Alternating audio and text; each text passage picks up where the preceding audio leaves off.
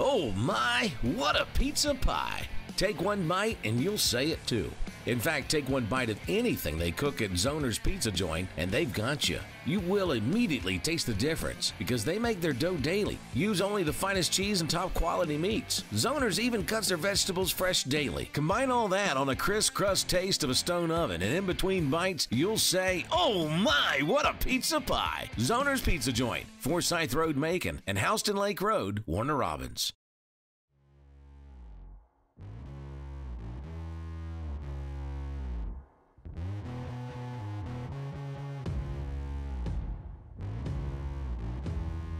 To be the best, you need the best in hydration and nutrition.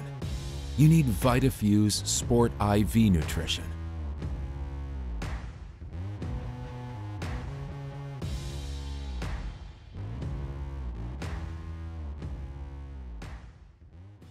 Hello, I'm Joy Johnson at the Cottages on Westland, inviting you to come see our spacious assisted living suites.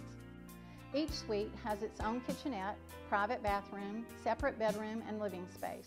We provide meals, housekeeping and laundry services, personal care assistance, and a variety of daily activities. Come by and visit us soon. You'll see why our residents feel at home and why families trust their loved ones to us at the Cottages on Westland. How do you say, my attorney met with me personally? Thanks, Lester. Thanks, Lester. How do you say, I got the compensation I deserve? Thanks, Lester. Thanks, Lester. How do you say, I won my court case? Thanks, Lester. 谢谢 Lester.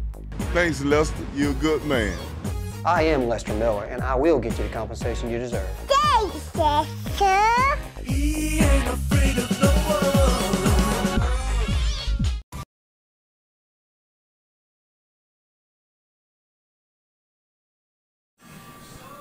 And welcome in on a Thursday night as we are live at Macon Beer Company. It is SEC Championship Week, and we're here to break it all down for you. Good evening, everybody, and welcome in to another edition of Gridiron Gab. I'm Russell Deese. This is Charles Crowley, fresh back in from Tuscaloosa, Alabama for the Iron Bowl. I'm sure he's going to tell us all about the great adventures that he had over in that place up in North Alabama. Beautiful game. Yeah, it was outstanding. Just a great night. We got a good show for you tonight. Pick'em contest this week. Well, what else? It's the SEC championship game between Georgia and Alabama. Rematch of the national championship game. The Alabama Crimson Tide on the arm of Tua Tagovailoa, 26-23 in overtime, and dashed the Dogs' hopes one more time since 1980. But the Dogs get a rematch at Mercedes-Benz Stadium, and we've got a good show for you tonight. That is our Pick'em contest. Congratulations. We haven't seen you since the Thursday before Thanksgiving. I want to congratulate the Syracuse Notre Dame winner, and that was Jay Michael from here in Macon, and last week's winner between Michigan and Ohio State, and that was Tim Pruitt, also of Macon. So they both won the prizes, and they qualify now for the grand prize drawing, which is not too far away, Charles. There you go. All the championship games wash out this weekend, and then we get the playoff selection committee, and right now it's Alabama, Clemson, Georgia, Notre Dame. We're going to talk about it tonight. How can that change, or will it change? Well, it's going to change. It's definitely going to change. We're going to be joined at the bottom of the hour here at 6:30, just a few minutes. We're going to talk to the king of college football himself, Chuck Oliver from Southern Sports Today. You can hear Chuck's show right here in Macon, Monday through Friday. And if there's a guy that's got his finger on the pulse of everything that's going on in college football, it is him. 7 o'clock hour, we'll be joined by Mark Slayball, the senior college football writer for ESPN. And Mark will be with us here as well. So a lot to talk about. High school playoffs. We hope to be joined by Chad Campbell, the Peach County Trojans, as they get ready for their rematch in the semifinal game against Calhoun, who they lost to last year on that huge controversial call up at Mercedes-Benz Stadium They lost that game 10-6 or 10-7, I believe. I'm going to guess that referee ain't back at that game. I imagine not. Wonder if they got replay yet. Wonder if they're going to have replay for the championships game this year. Looking at last week, really no surprises, Charlie. The Dogs took care of business over Georgia Tech. Well, I guess Ohio State over Michigan in that blowout, you couldn't have guessed that. And here's the thing you got to ask now about Ohio State. If Ohio State can play like that for the next 3 football games, they're going to play in the national title. Because if they play like that, I think they can beat anybody in the country. Yeah, but is it going to be enough them beating Northwestern to get them in? I don't think so at this point. We're going to talk about all of this. I mean, what are you going to do if Georgia beats Alabama? Does Alabama stay in the playoff hunt and Ohio State wins the conference championship with 1 loss? Do they get left out again? Bad game against Maryland. They should have lost that game. They've gotten beat once already this year. Yeah, they got blown out by Purdue, which was a 500 football team. Yeah. That's when it's going to get real dicey for the committee, because anything they choose isn't going to be correct in somebody's eyes. Right. What do you do with Oklahoma?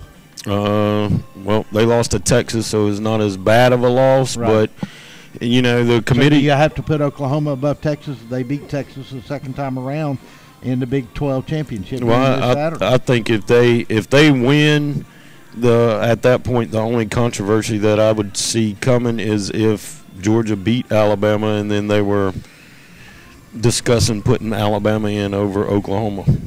And I think it's a real possibility. Alabama loses a close game in the fourth quarter by 3 to 6 points to Georgia. Georgia scores late to win that game like Alabama did in the national championship game. Does Nick Saban squeak back in another playoff? Yeah, and that would make a lot of people mad. Would they play Georgia again? I would love to see it. Well, we're going to talk about it. We're going to talk about it right now with the king of college football. Chuck Oliver joins us. Chuck, how are you this evening? Amigos, how are y'all doing? We're doing great. Let me adjust your volume there a little bit. I hope you can hear us okay. But, man, Chuck, I appreciate you so much coming on tonight. I've been looking forward to talking to you all week. I've had my ear glued to the show every day this week. And after Saturday's final season finales, usually it's busy on Sunday, and then Monday the story breaks out of Auburn about Gus Malzahn. Then you've got the situation with Paul Johnson and Georgia Tech. We've got the conference championship games this weekend. I don't really know where to begin. Let's before we get into the conference championship games, give me your thoughts about let's start with Georgia Tech. Paul Johnson announced yesterday that he was going to resign, held his press conference today. Sounded like to me that Paul Johnson may not be through with coaching.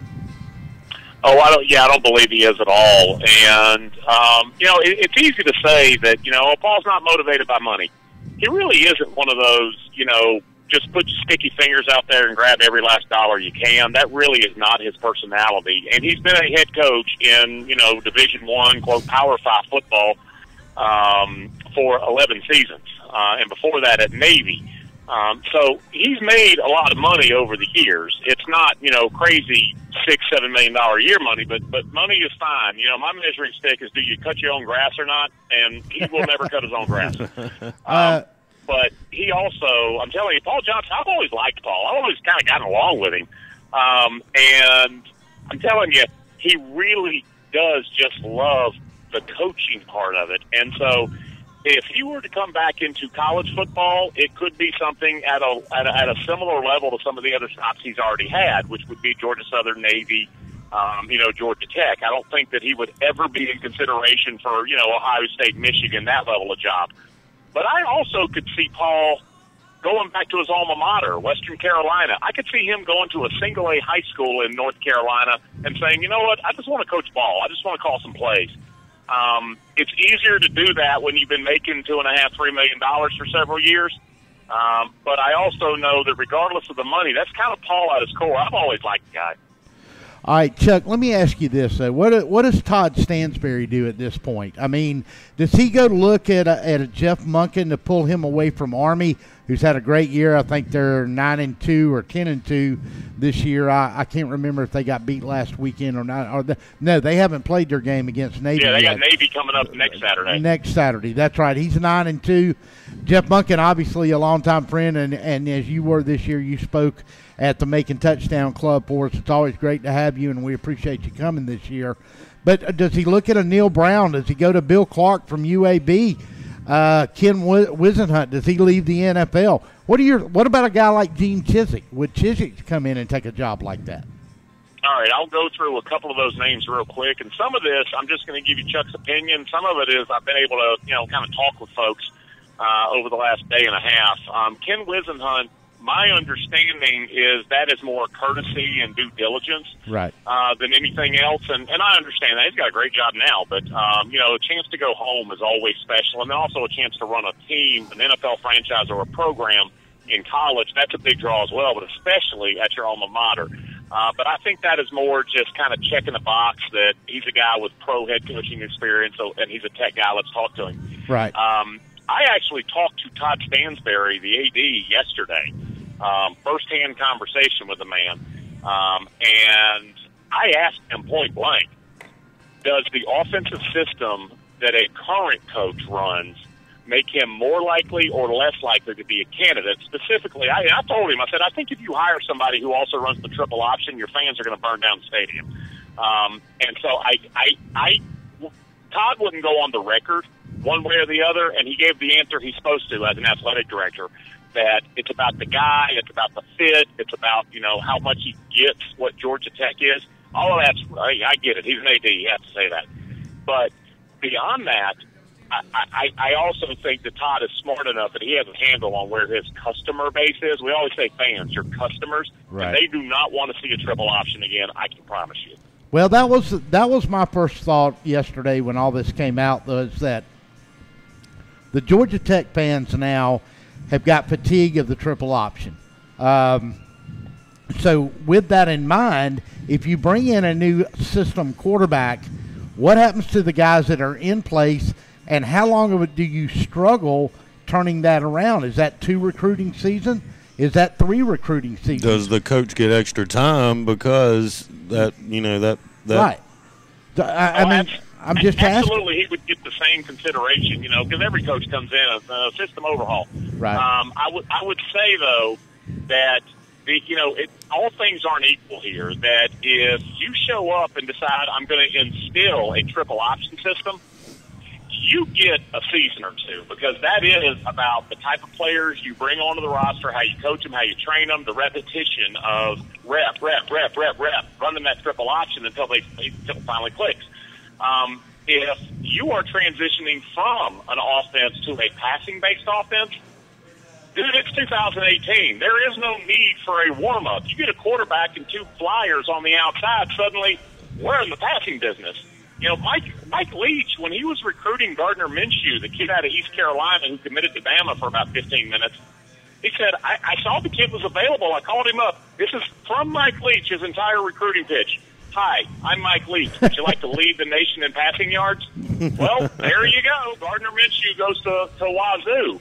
And so if that's what happens, there is not as much transition to a passing-based offense as there would be to a triple option, or even like a 2-back, like a veer set, offset rushing attack, where it really is dive, quarterback, pitch. That takes a minute.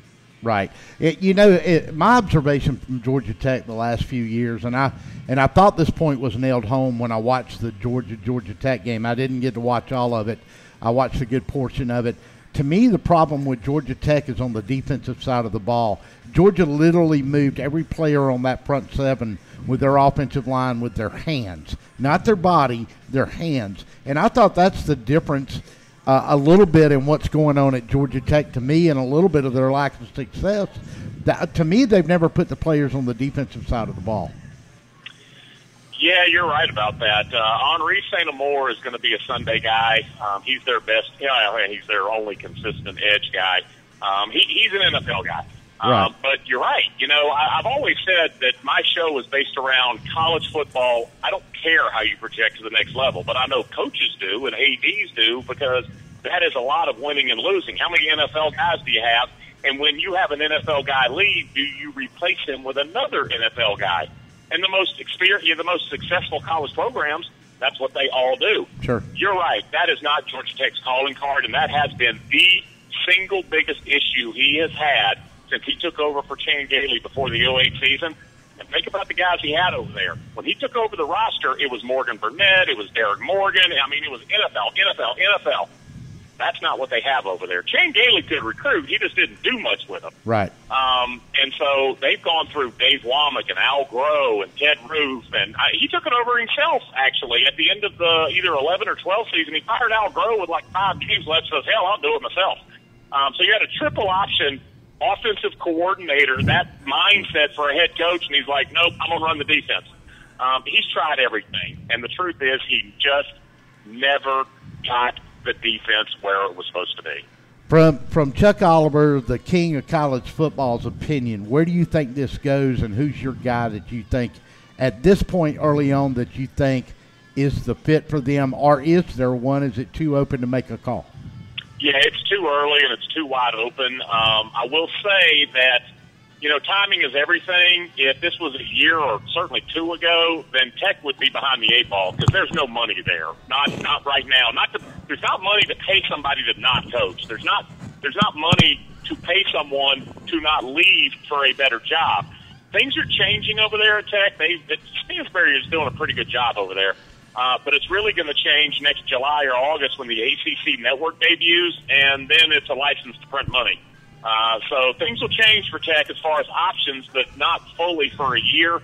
But you can kind of project that and say, we'll pay you this much now, and then we'll escalate it, et cetera. And so they're going to have choices of good candidates. I'll put it this way. If they get a B-level candidate, it's because that's how they chose to go. They're not forced to financially. Somebody made a point. I was talking to him on Monday. The difference in the budgets between Georgia and Georgia Tech, approximately $172, $174 million for Georgia's athletic department, about $70 for Georgia Tech. Yeah. That's got to change if you want to be competitive. Yeah, it really does. And, part of that is how many varsity sports do you offer, how many people on scholarship, et cetera. Because, most people don't realize, we say, oh, well, scholarship, reductions and the cost and all that. And they think it's just like an empty seat in a classroom. You have to write a check to the university for every one of those scholarship athletes' tuition.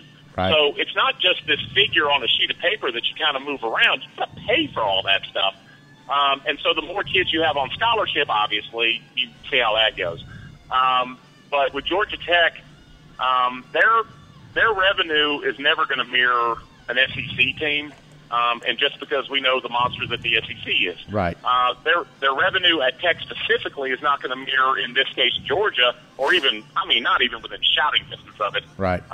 And the big reason is because you have a much smaller student body at Tech. And then what happens, and this is a broad brush, but what happens when you graduate and the degree says Georgia Tech on it? You don't graduate in downtown Atlanta and then move 10 miles away. You can, but you can also move to Los Angeles, right. Paris, Egypt. A personal friend of mine is designing bridges right now in Dubai because he got a Georgia Tech degree in structural engineering.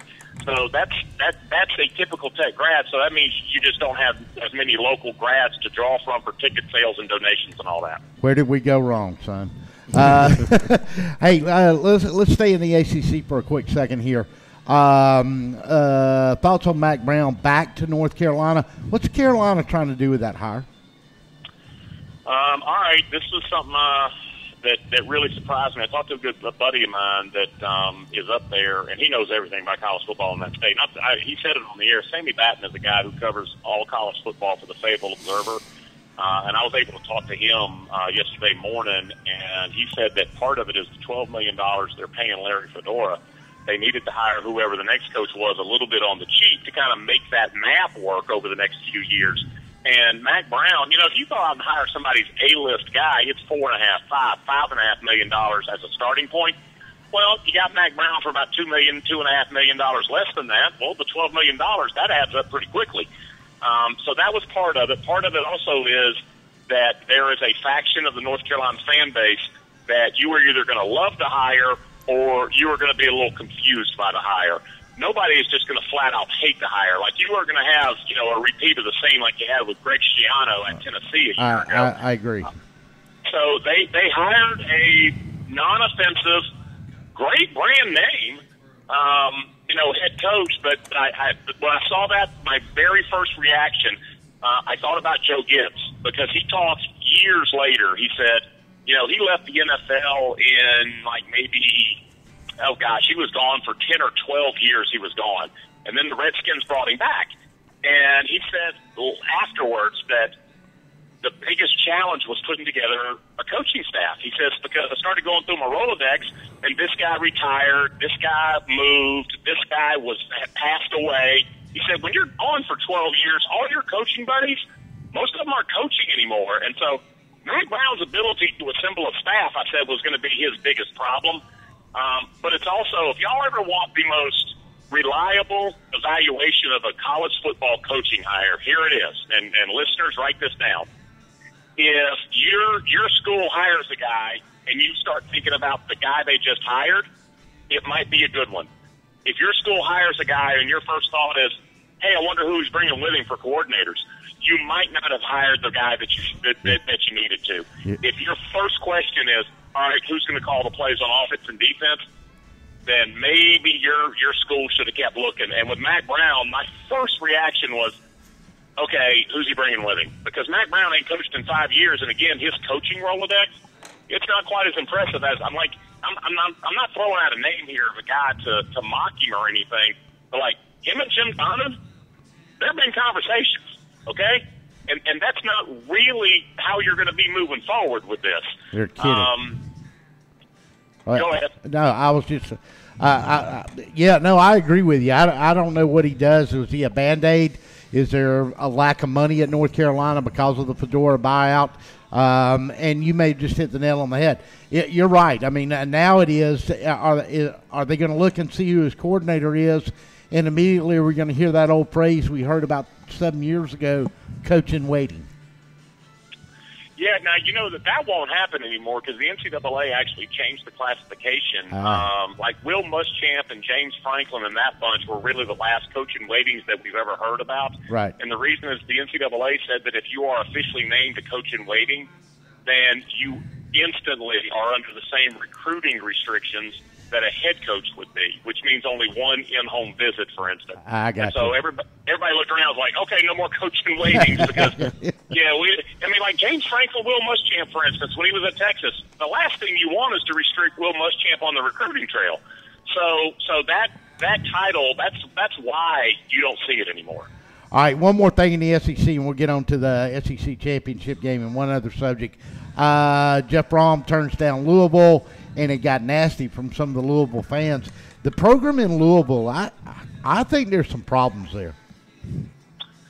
Oh yeah, that whole place is a dumpster fire. From an ethical standpoint, they've had a lot of challenges. Remember, their university president had to resign under federal investigation for embezzlement. Right. Their AD was Tom Jurich. Their head basketball coach was Rick Pitino, and then Bobby Petrino was running the football team. I mean, there's not a whole lot more needs to be said there. That's just a weird, dysfunctional place. And let's not forget the Papa John's situation. Absolutely, with the name that's on the side of the stadium. So you've got a guy who played there. His father coached there. Two of his brothers played there. His whole family, like the Brahms, you couldn't be any more Louisville unless you tattooed a cardinal on those guys' foreheads. That guy passed on the job to stay at Purdue. All right, so now we move into the SEC. I want quick thoughts on this. I know it's fluid and it's everything going on because I want to talk to you about Alabama and Georgia. Your thoughts, Auburn, Alabama. What in the world is going on in Auburn? I think that there are, and in fact, it's gone from think to I'm kind of certain. There are some pretty wealthy and to a degree influential folks that have decided to go nuclear. I don't care what it does to the Auburn program as long as the result is Gus Malzahn is out. When Alan Green spoke a couple of weeks back, he meant what he said. He wasn't just trying to throw everybody off the track. Right. But then you have folks speaking out and sources and leaking information that there are discussions right now. And, Gus Malzahn, what he has on his side is he's the head coach, which that means he's got the leverage. The second thing is he has a signed legal binding document that says if you fire me, you have to give me $32 million. And so all this talk about he's in discussions for a reduced buyout and so he can remain head coach. And I was like, no, he's going to remain head coach because of the buyout as it exists right now. Right. I haven't heard anybody say one word to convince me why Gus Malzahn would give up $6 million or $8 million or whatever else, other than if it has to be, the phrase was revenue neutral. That if he really wanted to replace Chip Lindsey, if he really wanted to place whomever, that it has to be revenue neutral. Essentially, we're on the hook for $32 million from you. So whatever changes you want to make, it's going to be on you. I haven't had anybody explain to me why that's something that Gus Malzahn would actually want to do. Now, it's insane. Why would a guy cut out his own wallet?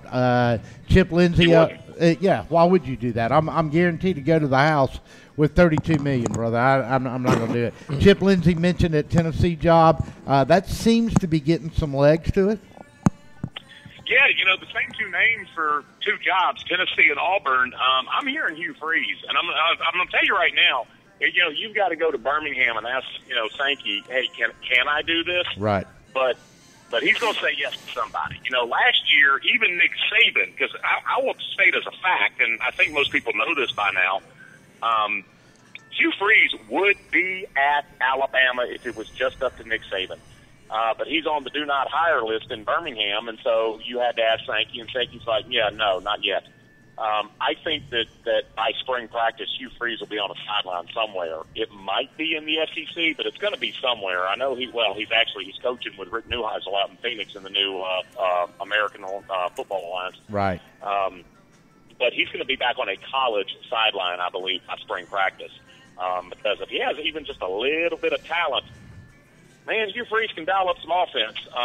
He didn't have necessarily great quarterbacks in Oxford, but he was able to get a bunch of yards and a bunch of points. And so I think he's going to be back on the sidelines. I think Tennessee or Auburn would take him right now. All right, so let's move on to the championship game this weekend.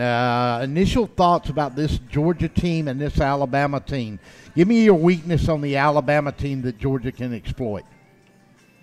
Oh, you added that second part. I can give you the weakness. I just don't know if it'll ever matter. Alabama's punting and kicking game ain't that great. No, they're horrible. Okay, great. Get into a game where it matters that your punter's not great and you might miss a field goal or an extra point. To this point, it means that you're only winning by 27 instead of 35. Now, Georgia is, I think, by far the best team that Alabama has faced this year, or will, to this point. They'll get in the playoffs, and, if they face Clemson or whomever, maybe better. But we know they're playing Georgia, and Georgia is the best of the 13 opponents so far. Georgia is good enough to win this game. Like, Pitt's not good enough to win in Charlotte. They're just not. I don't think Northwestern is good enough to win up there in Indianapolis. Georgia can win on Saturday. I just don't think they're going to. Because I don't think they're going to be any different than every other team that's faced Alabama. They can't block Quentin Williams.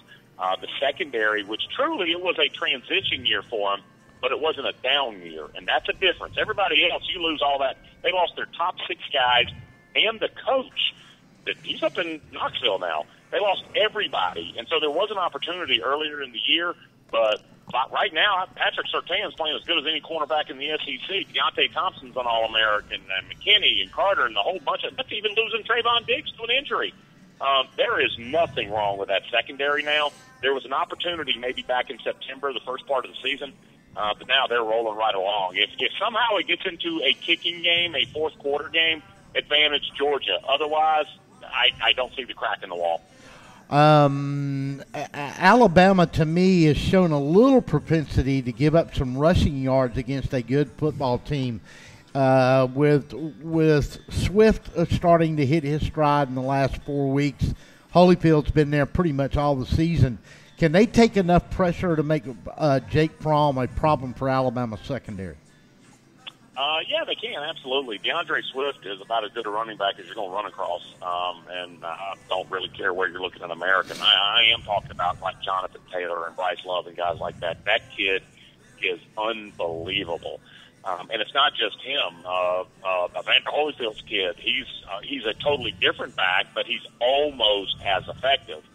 And James Cook and Harrion, I mean, that's a really good, diverse, put-together, deep stable of running backs. And then they've got like 7 receivers that they've used at different times this year to feature, whether it's Godwin or Holloman's my personal favorite, but Holloman and Simmons and, I mean, just the whole Nico Harbin. But it will only work if you respect the run enough that the play action can be effective. Otherwise, here's what happens when you run play action and there's no ground attack, is all you do is instruct your quarterback to turn his back on the pass rush for about a second and a half. If you have a good running game, though, then it actually is an advantage, and you know, you can ramp it up.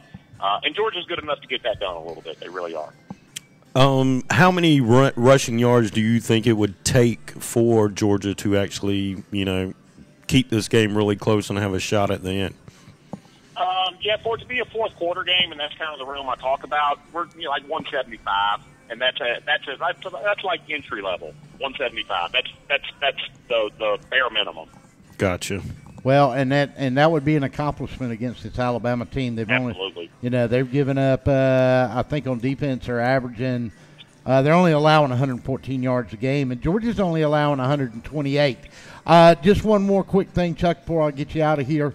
What happens if Georgia does beat Alabama? Ohio State wins out. Oklahoma wins out. Does Alabama still get in? 1 is Clemson, 2 Notre Dame, 3 Georgia, 4 Bama. And Ohio State gets standing at the altar again. Yeah, sorry, you're not Alabama. That's right. That's right. Chuck, thank you. Tell everybody how we can hear you every weekday, Monday through Friday. Absolutely. It doesn't matter if it's Macon, Valdosta, Gainesville, Florida, Little Rock, Arkansas, wherever. It's the Chuck Oliver Show, 2 hours of college football conversation every single day. Fantastic show, Chuck. Thank you for taking time with me tonight. It'll be a great weekend. And you know what? I think next week's going to be just as interesting, if not more than this week. Absolutely. And, brother, I appreciate you asking me. Thank you for having me on, okay? Yeah, thanks, Chuck. Appreciate you. Chuck Oliver, the king of college football, Southern Sports Today, and that was great to have him on and give his insights, because he definitely knows what he's talking about when it comes to college football. More so than me or you. More so than you or me, right. Well, he does it full time, and we play at it. But that's why we have him on, and it's great that he would take time. Like I said, he's on about 60 affiliates now, and he was on 680 The Fan for years. I think he still does another show up at 680 up there. He's based out of Atlanta. You can hear him right here in Macon at 91.3 every Monday through Friday. He's on at your lunch hour 1 to 3.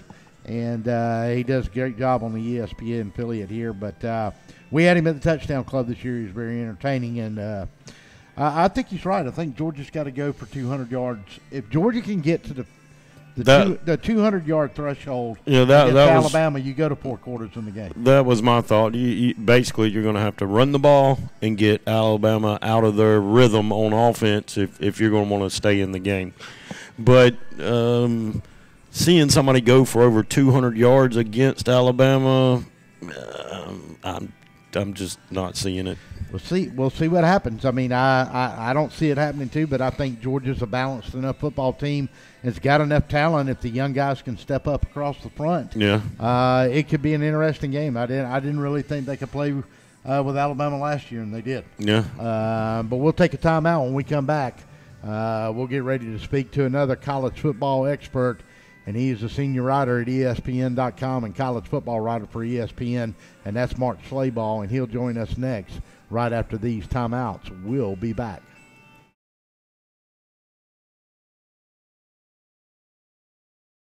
Wheezing, itching, runny nose, and coughing. All these symptoms can be caused by allergies, which are very common in Middle Georgia. Airborne allergens can make it difficult to enjoy life around here, like tailgating or attending a ball game. Even that seasonal cold might be due to allergies. Give us a chance to fix that. It's what we do. With multiple locations in and around Macon, we help children and adults with allergies and asthma. We want to be your Middle Georgia allergy team. Macon Boots is the newest addition to Midtown Macon. With brands like Rocky, Ariete, Georgia Boots, and more, Macon Boots can help you find the boots you're looking for with unbeatable prices. Whether it's boots for work, everyday wear, or maybe boots are just your thing, we have a whole selection from America, Canada, and Australia. While you're here, make sure to check out our authentic belt buckles, handmade knives, genuine leather wallets, and much more that you can only find at Macon Boots. We fit Macon. Crosby Roofing is more than just a roofing company. It's a family-owned company with deep roots in Middle Georgia. Since 1989, Crosby Roofing has been the source of quality roofing in Middle Georgia. Inspections and estimates are always free, commercial or residential. No job is too big or too small. You can trust Crosby Roofing for a clean job site, no upfront fees, and a lifetime warranty on shingles. Discounts for senior citizens. Crosby Roofing, quality you can look up to. Do you want to win? Do you want to crush the competition? Do you really want it? To be the best, you need the best in nutrition. You need VitaFuse Sport. VitaFuse Sport provides IV hydration, vitamins, minerals, and amino acids for serious athletes. Our infusions are nearly 100% absorbed compared to only 20% of oral supplements. So whether you are trying to win a championship, set a new personal best, or just want to perform better and recover faster, VitaFuse Sport was developed for you.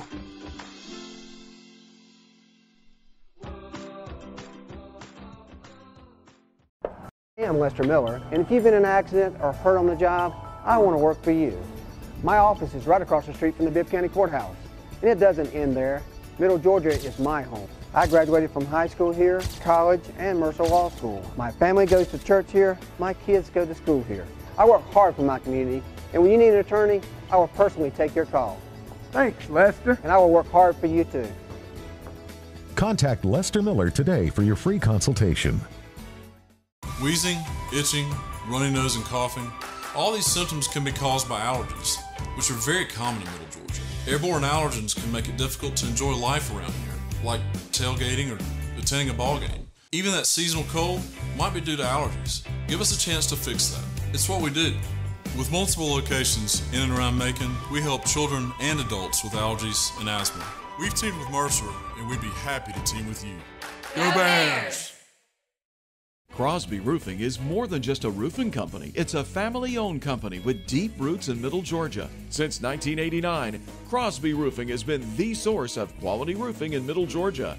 Inspections and estimates are always free, commercial or residential. No job is too big or too small. You can trust Crosby Roofing for a clean job site. No.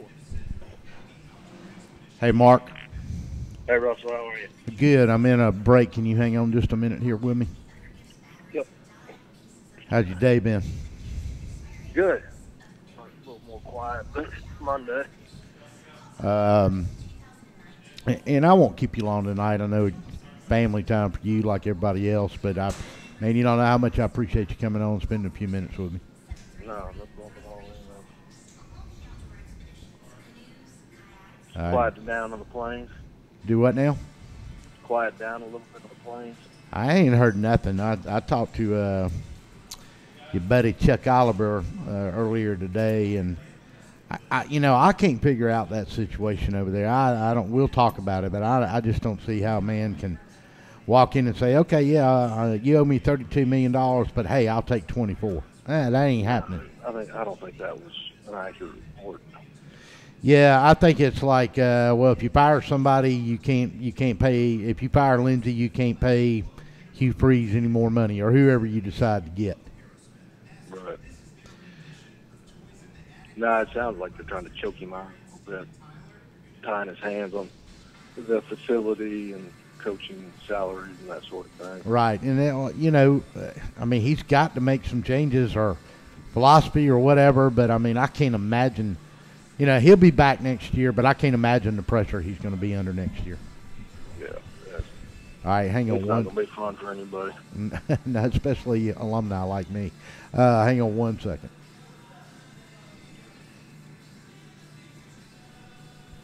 And welcome back on a Thursday night. We're live at Macon Beer Company. Don't forget our Pick'em contest this week. It is the SEC Championship game between the Georgia Bulldogs and the Alabama Crimson Tide, a rematch of last year's championship game, which Alabama won 26-23 in overtime on the great Tua touchdown pass to win it for Alabama. But we're going to get right back into college football, and we are pleased to be joined by the senior writer at ESPN Sports and the longtime college guru of that network, in my opinion, the man that knows everything about this game, and I am pleased to have him join us tonight. He's a New York Times best-selling author, and he is a man I consider my friend and a guy I read constantly to find out what's going on in the college football world, and that's Mark Slayball. Mark, I appreciate you taking some time with me here tonight and joining us on the program. So a busy week. Usually things get crazy on Sunday, and this week it kind of happened on the Monday, Tuesday, and Wednesday. We can start wherever you want. Georgia Tech, Auburn, Louisville, the hiring of Matt Brown in North Carolina. I'm going to start it with Georgia Tech. We're both near Atlanta, and so listen to Paul Johnson today, and it didn't sound like to me he was done with coaching at all, but he was pretty much done with Georgia Tech. Yeah, I think, I've been hearing it for a couple of weeks, and we've talked about it Monday night at the Make It Touchdown Club. I think he just was tired of beating his head against the wall. I think he felt like he did about everything he could there under the circumstances. He's trying to compete against Georgia. He's trying to compete against Clemson. He's trying to compete against Florida State and some other places. And, you look at it, it's not apples to apples anymore. I mean, I think Georgia had annual revenues of $176 million last year. And Tech was about $79 million. So, he didn't have the staff size that Kirby Smart and some others have. But, I felt he was tired of being criticized for not winning enough. And I think people were tired of watching his offense. And, I think it's probably the best ending for both of them. Your opinion, throw some names out there to you. I'll list them real quick. Neil Brown, Bill Clark, Jeff Monken, Ken Wisenhunt at the Chargers, Gene Chizik, Lane Kiffin. Any of those ring a bell for you?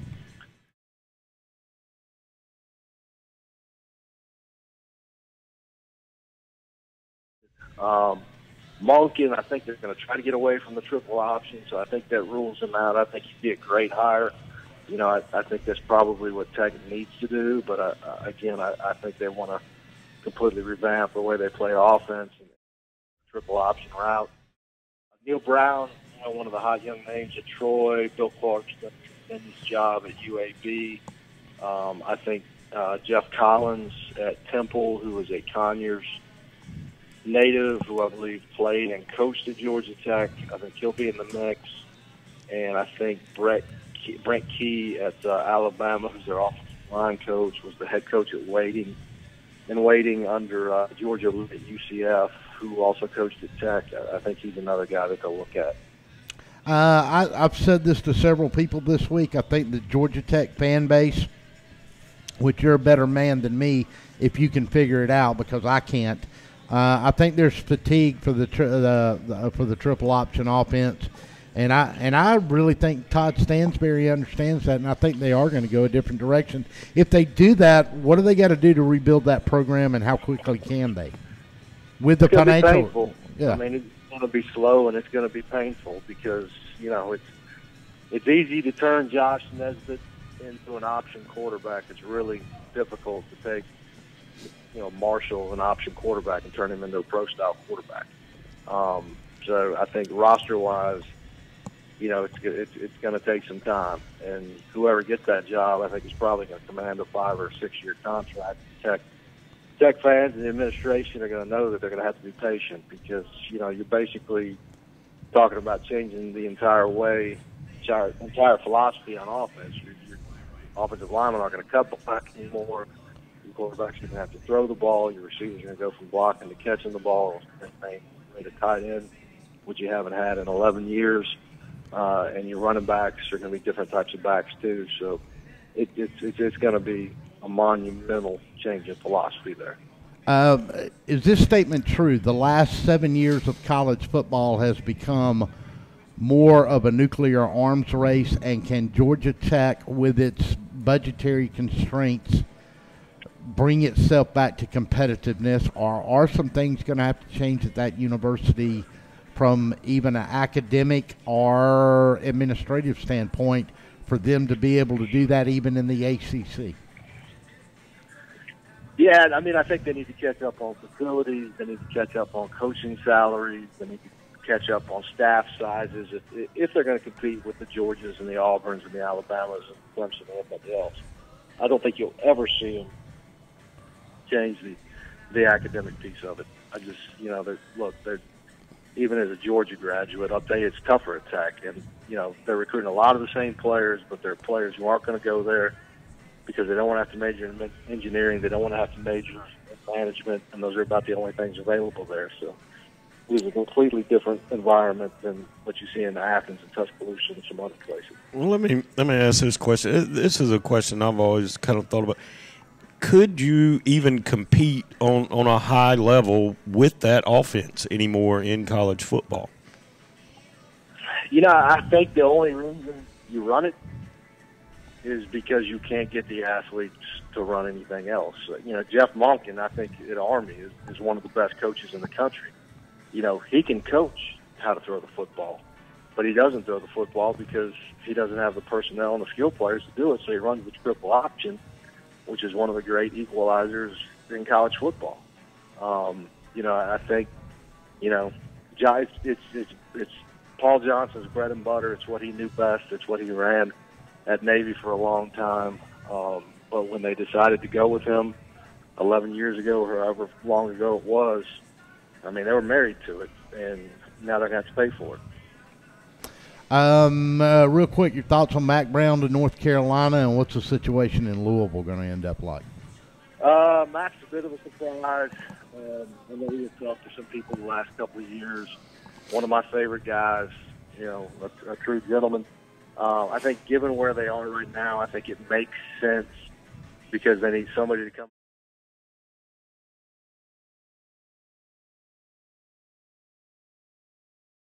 And some other things. I wasn't real happy with a couple of the hires that were announced today, but I think he'll be fine. Louisville, with Jeff Brom turning them down, I think they'll take a look at Scott Satterfield at Appalachian State, and I think some guys like that. Mark, my son's yelling at me if you can't. That's all right. Mark, if you would touch on what you think's going on over at Auburn. What do you think the end result of this thing's going to be with Gus Malzahn? Is he going to be at Auburn by the end of this week, or is he not?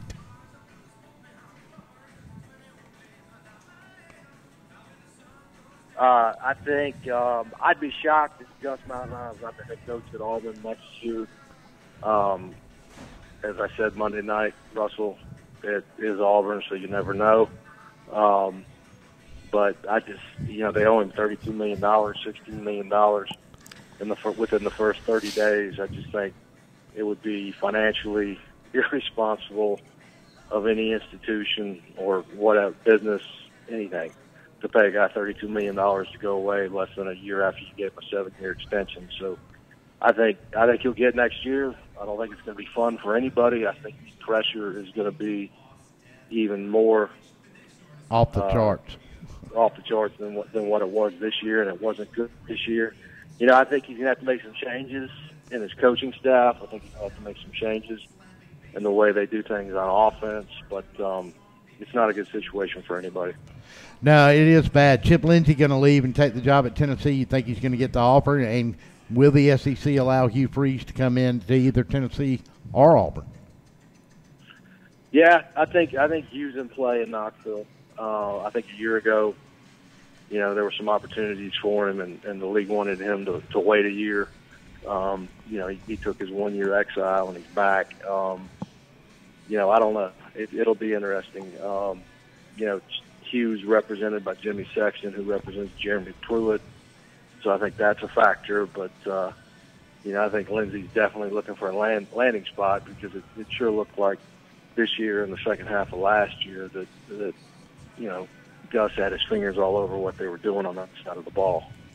Yeah, he is certainly the sacrificial lamb, as it looks, over in Auburn, Alabama, from both maybe from a personnel standpoint, but certainly from the fan standpoint. All right, let's move on. I know it's a late evening for you. I want to give me your overview of what we're going to see Saturday in Atlanta. I think Georgia's got to play its best game of the season. I think Alabama's going to have to turn the ball over a couple of times for Georgia to have a chance.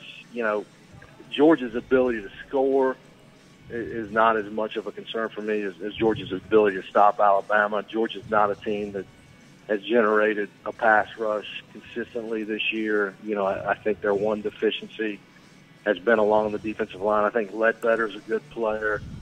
I think the freshman nose tackle has played well the last few weeks, but just going up against a completely different animal, they cannot let Tua sit back there and just pick them apart. So I think Kirby and his staff are going to have to take some chances. But I think Georgia can put some points on the board. I think Swift being healthy, along with Holyfield, I think they can run the ball. I think that's going to open it up for Jake Fromm, who has played exceptionally the last few weeks. And we've talked ad nauseum about how good Bama's receiver core is, and Georgia's not bad either. I mean, you got Terry Godwin and Ridley and Holloman and some other guys, so he's got weapons. If they can protect him, and that offensive line's been pretty good, I think Georgia can put up points. But I think they got to turn them over. They got to make a big play on special teams, blocking a punt, or have Nico Hardman return a punt. They just got to figure out a way to get a couple extra possessions. I think they can be in it. Let me ask you a question. I ain't heard much about this conversation, and I'm going to be interested watching it in the offseason. What do you think are possibly some landing spots for Jalen Hurts? Jalen Hurts, I think Tennessee, whether or not they let him go inside the conference, I think Nick will be reluctant to do it, but, they're going to be looking for somebody. Florida State, I think Hurts fits Taggart's system. There's some uncertainty there with the way DeAndre Francois played this year. Mark Richt needs a quarterback in Miami. One of the Texas schools, he's a native of Houston, so I can see him going back to Texas, whether it's TCU or I'm trying to think who else needs a quarterback out west other than A&M. How about LSU? LSU. I mean, all they do is take transfer quarterbacks. I can't remember the last time they recruited a guy and developed him and started him for 3 years. They just got a commitment from Max Johnson out of Oconee County, who was right. Brad Johnson's son, who's Mark Richt's nephew. So that'll be a fun. Didn't the SEC come up with a rule though? I think it was this past year that if you're a graduate transfer, you can go anywhere you want. Oh, you can. You're right. He will be a graduate transfer. Yeah. So he can go anywhere he wants. Yep. For Georgia and Alabama this Saturday, I mean, we know what Alabama's got. To me, it seems at times in the second half of the season that some teams were able to get some rushing yards on Alabama. Can Georgia get enough, or how many yards do you think they're going to have to get Saturday to take the pressure off from and cause pressure for the Alabama secondary? They got to get north of 150. I mean, they need to run the ball just to keep it away from Tua, and just to have some balance. But Swift. I mean, look, if Chubb and Michelle were, superstars, but Holyfield and Swift have been really, really good. And I think DeAndre Swift is just as good as the two guys who left. I agree. He's got a second gear that a lot of guys don't have. I think he's probably the best. Put your foot in the ground and change directions. He's probably the best back I've seen them have since Garrison Hurst in terms of doing that. So you can run the ball on Bama. That defensive line is tremendous with Quentin Williams and Bugs and Raekwon Davis, but they hadn't stopped the run as well as Bama has in the past. So we'll see what happens. One more scenario before I let you go here. What happens Saturday if Georgia finds a way to beat Alabama? It's a close game. Ohio State wins out and Oklahoma wins out. Does Saban backdoor into another playoff opportunity? Yeah, I would be stunned if it didn't happen. I think you can make an argument that it shouldn't, but I think Alabama gets the benefit of the doubt from the committee more times than not. If Georgia were to somehow beat Alabama, I think Clemson's and nobody else loses. I think Clemson's the first seed. I think Notre Dame's number 2, Georgia's number 3, and Alabama's number 4. And you get Clemson, Bama in the semis, and Notre Dame, Georgia in the semis. Is there an argument that the committee could make, one way or the other, that one of them other teams are better than Alabama? Nah, I mean, I think Alabama, I think we can agree Alabama has looked head and shoulders above everybody else for a significant portion of the season. The question to me is, does the committee have enough guts? If that scenario plays out, that's a big if. Does the committee have enough guts to leave the Big Ten champ out for the 3rd straight season and to leave the Big 12 champion out? That's the bigger question. I'm telling you, if that happened and Alabama were to lose and still get into the playoff again, the Big Ten wouldn't be happy. Jim Delaney wouldn't be happy. We'd probably have a 6 or an 18 playoff by February. I agree, and I think 8's the number. I don't think they ought to get a 6. I think 8's the number. I just want to know when somebody's going to put their foot down with Notre Dame and say, sorry, you don't get in until you join a conference and have to play a conference championship. They've had 2 relative football teams in the last 30 years, and both times they've gotten into the college football playoffs without having to play a conference championship. Yeah, I mean, but you know what? You sit there, and if you're Georgia and Alabama, Alabama's got to play Georgia. Georgia's got to play Alabama. Ohio State's playing Northwestern. Clemson's playing Pitt. So. Yeah. Okay. It's not apples and apples. So Notre Dame brings up Clemson and Pitt, and the argument's over, right? You going? Guys, have a great night. My son's hungry. Hey, Mark, thank you so much. I appreciate it. You going Saturday night, I'm assuming? Yeah, I'll be there. I'll be there working. All right, man. Thank you so much. Mark Slabaugh, I appreciate you taking some time with us tonight, man. Thanks, guys. Have a good night. All right, take care. Good stuff, brother. Yep. Mark Slabaugh from ESPN joins us, and we're going to take another time out. We come back. Your calls, if you're ready, we're ready. 478-550-0524. We're going to try to get one more guest in tonight, and that's Chad Campbell from Peach County. Let's see if we can get him on real quick, and then we'll go to your calls the rest of the show. You're listening to Gridiron Gab. We're live here at Macon Beer Company. Pick'em contest this week is Georgia and Alabama, and we'll take your calls on it here shortly. We'll be back after these timeouts.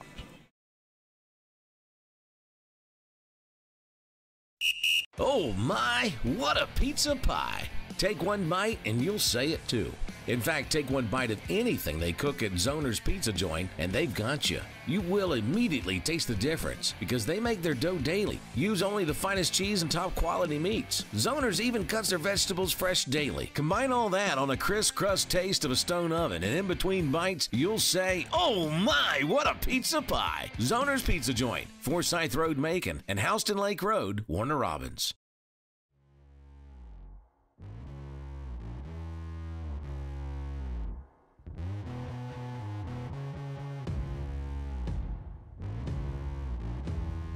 To be the best, you need the best in hydration and nutrition. You need VitaFuse Sport IV Nutrition.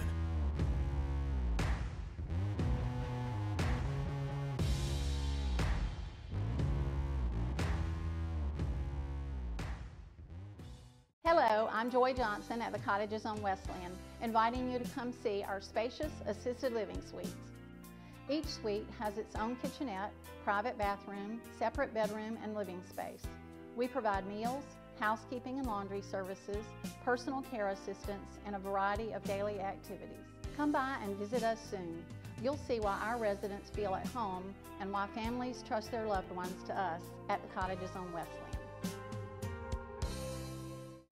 How do you say, my attorney met with me personally? Thanks, Lester. Thanks, Lester.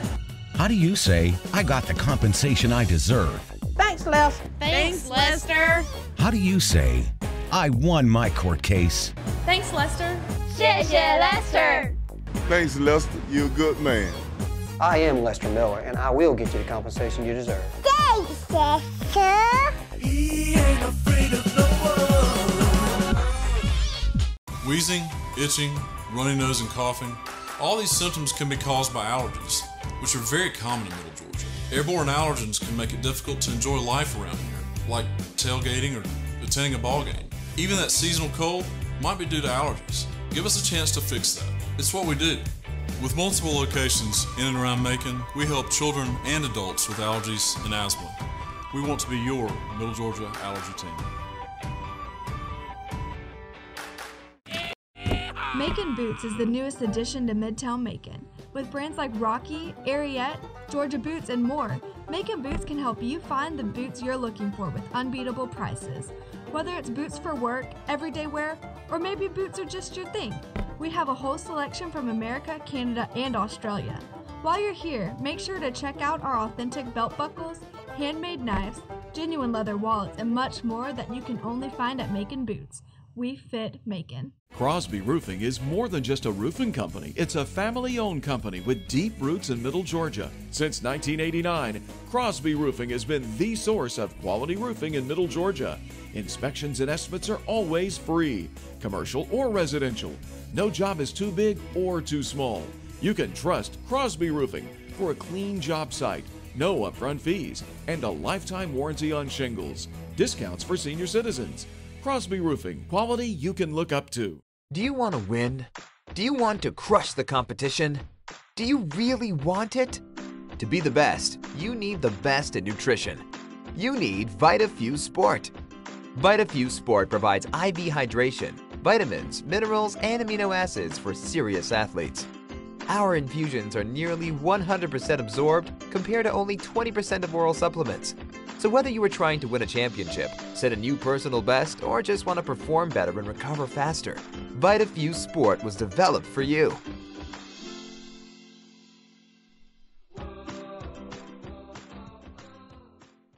I am Lester Miller, and if you've been in an accident or hurt on the job, I want to work for you. My office is right across the street from the Bibb County Courthouse, and it doesn't end there. Middle Georgia is my home. I graduated from high school here, college, and Mercer Law School. My family goes to church here. My kids go to school here. I work hard for my community, and when you need an attorney, I will personally take your call. Thanks, Lester. And I will work hard for you too. Contact Lester Miller today for your free consultation. Wheezing, itching, runny nose, and coughing. All these symptoms can be caused by allergies, which are very common in Middle Georgia. Airborne allergens can make it difficult to enjoy life around here, like tailgating or attending a ball game. Even that seasonal cold might be due to allergies. Give us a chance to fix that. It's what we do. With multiple locations in and around Macon, we help children and adults with allergies and asthma. We've teamed with Mercer, and we'd be happy to team with you. Go Bears! Crosby Roofing is more than just a roofing company. It's a family-owned company with deep roots in Middle Georgia. Since 1989, Crosby Roofing has been the source of quality roofing in Middle Georgia. Inspections and estimates are always free, commercial or residential. No job is too big or too small. You can trust Crosby Roofing for a clean job site, no upfront fees, and a lifetime warranty on shingles. Discounts for senior citizens. Crosby Roofing, quality you can look up to. You can tell everything you need to know about a man by the boots he wears. They tell his story. They let you know he works hard and plays hard. Macon Boots at 3182 Vineville Avenue carries Georgia Boot, Redback, Rocky, Durango, and more. From safety toe, chemical proof, waterproof, and snake proof to hunting, casual, and western, Macon Boots delivers only the highest quality in boots, belts, wallets, and hats to help tell any man's story. Open Monday through Saturday from 9 to 6. Follow Macon Boots on Facebook and at maconboots.com. Macon Boots. We fit Macon. And welcome back on a Thursday night. We want to thank Chuck Oliver from Southern Sports Today and Mark Slabaugh from ESPN. And we're going to switch gears a little bit now, and we're going to go in and talk about a little high school football playoff. And we're really pleased to be joined by the head coach of the Peach County Trojans as they get ready for their semifinal matchup against Calhoun, the team they played in the state championship last year, and that is Chad Campbell. Coach, thanks for spending some time with us tonight. I appreciate you calling in, and tell us how things have gone this week for the Trojans. Well, I'm glad to be on. Appreciate y'all having me on. It's been a really, really good week. Kids have really been focused, attentive, and you know, each day has been really good. We haven't had a bad practice. It's been really good. Today was really sharp. And, the kids I think they're about as prepared as they can be, and coaching staff's done a great job of getting a great game plan together, and I feel really good about where we're at, and we're looking forward to tomorrow night. Well, Coach, you go on the road. You got a big win at home last week against Westminster. And, you know, we can call this a deja vu all over again, but talk about where your kids and your coaching staff and even you are as you look back coming in and getting this rematch with Calhoun based on what happened in the state championship game last year. I mean, I know it's probably easy to say, well, we're just approaching it like another football game, but really is it just another football game for you? Well, I mean, I think that's the way we've approached it. I mean, you know, everybody else can, you know, talk about whatever, but you know, our attention this week has been on doing our assignment, doing our job, and everybody taking accountability and being as prepared as we can be. We can't focus on what happened last year. Everybody knows what happens. Ain't no sense in, you know, sitting here and crying over spilt milk. Right. And because I don't want to get into that game, you know, I don't want to get in the head game of that. I want our kids to be locked in and focused on what they have to do to execute the game plan that we have, and you know that we worked so hard for, and to try to put them in the greatest possibility to succeed as possible. And you know, I think our kids are really, like I said, I think they've been more attentive this week. They're looking forward to it. There's no doubt about it. But we just gotta, you know, we gotta stay focused on what we gotta do. And they know what's at stake, and they know what we worked for all year. And you know, it's right here close to the end, and you know, we got to do what's necessary to get the job done. Coach, a little bit of let's talk about Calhoun for a little bit. They're 13-0. They're coming in. What's different about this Calhoun team this year that you're going to face as opposed to what you saw last year? They're very similar to what they were last year. I think they got 7 back on each side of the ball. So they return a big nucleus of what they had last year. You know, very well coached. They don't make a lot of mistakes. Where they're going to be, they're going to do what they do, and you got to execute at a high level to be successful. And you know, they just don't. They don't give you a lot. They don't give you a lot. When you have to earn everything you get, they don't make turnovers. They don't turn the ball over. They don't make mistakes. And that's from a very well coached football team and fundamentally sound. So, but like I said, I think we've got a plan. We put together a good plan, and I think the kids have really been sharp this week and of what we want to do. So I think we're going to play well. Coach, talk a little bit about the maturation process of Jaden Gibson, your quarterback this year. We saw him in his opening start at the Make a Touchdown Club Kickoff Classic this year. Had a fantastic game that night. You talked a lot about him that night growing up and kind of putting the responsibility on him. Talk about how he's grown up as a quarterback for you this year. Well, I mean, he's done a really, really good job for us this year. He's made some mistakes along the way, and he's got chewed out and spit out and chewed up and spit out. But I think he's grown up a lot. I think he's gotten better during the playoffs. He had some moments during the season, but he's learned from it, and I think he's playing really well right now. I think he's understanding what we want to get done. He's understanding some concepts of what the other side of the ball is doing and what we want to do. He still has, a slip up here and there mentally, but that's what quarterbacks do.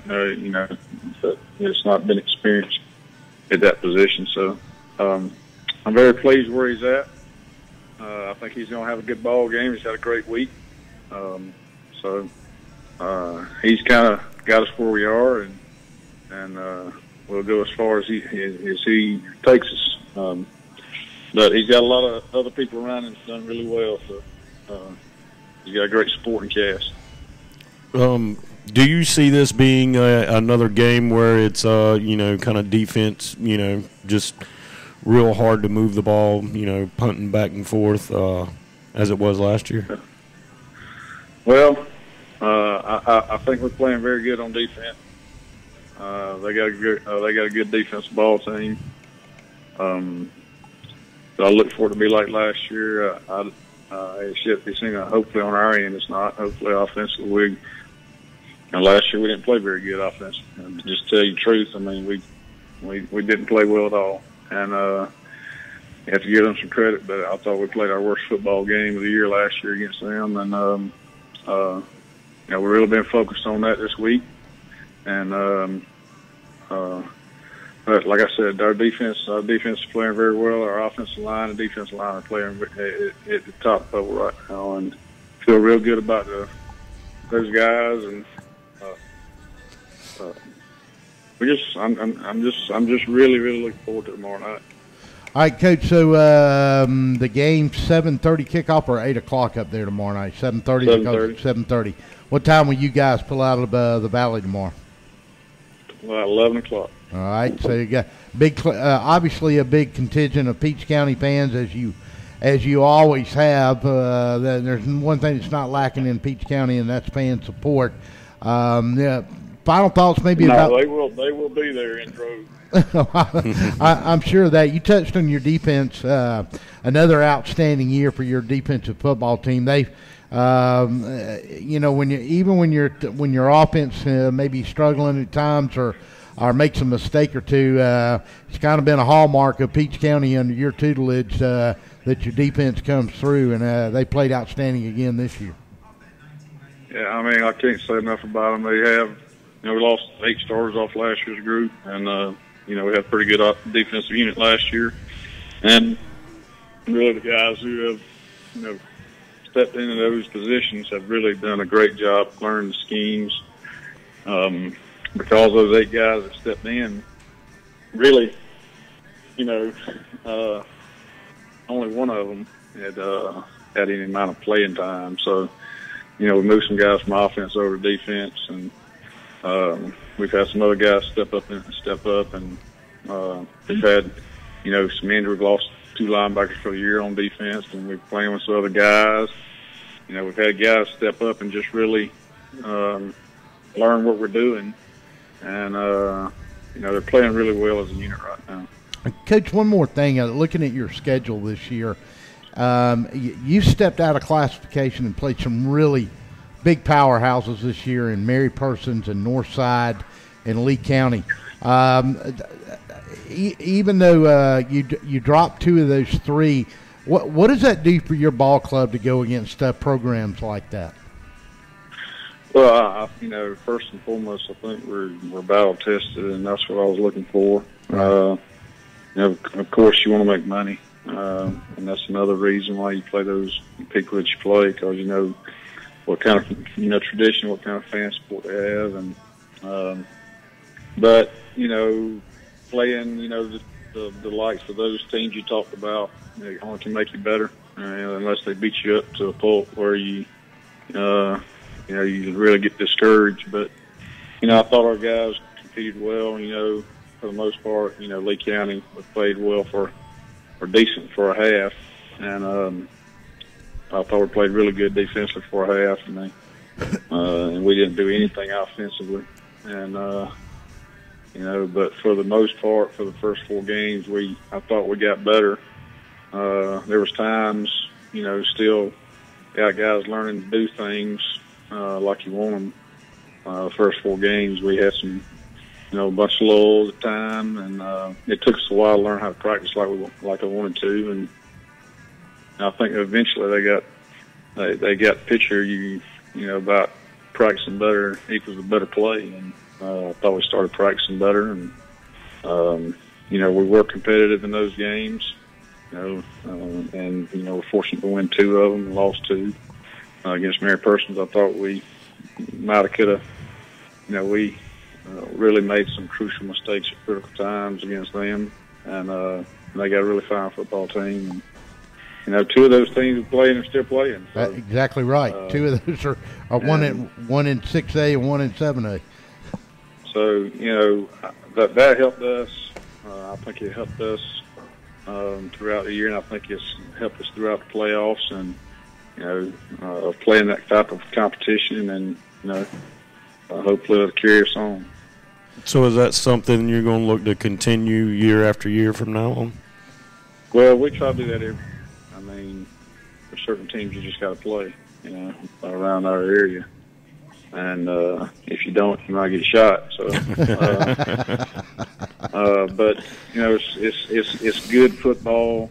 And I mean, the atmosphere at Mercer that night, playing Northside, was remarkable. And to be honest with you, I've told people that many times that we played in the Dome, Georgia Dome, and Mercedes-Benz, I thought that atmosphere was probably second to playing a state championship at home or on the road. So we really enjoyed it, and kicked the season off great.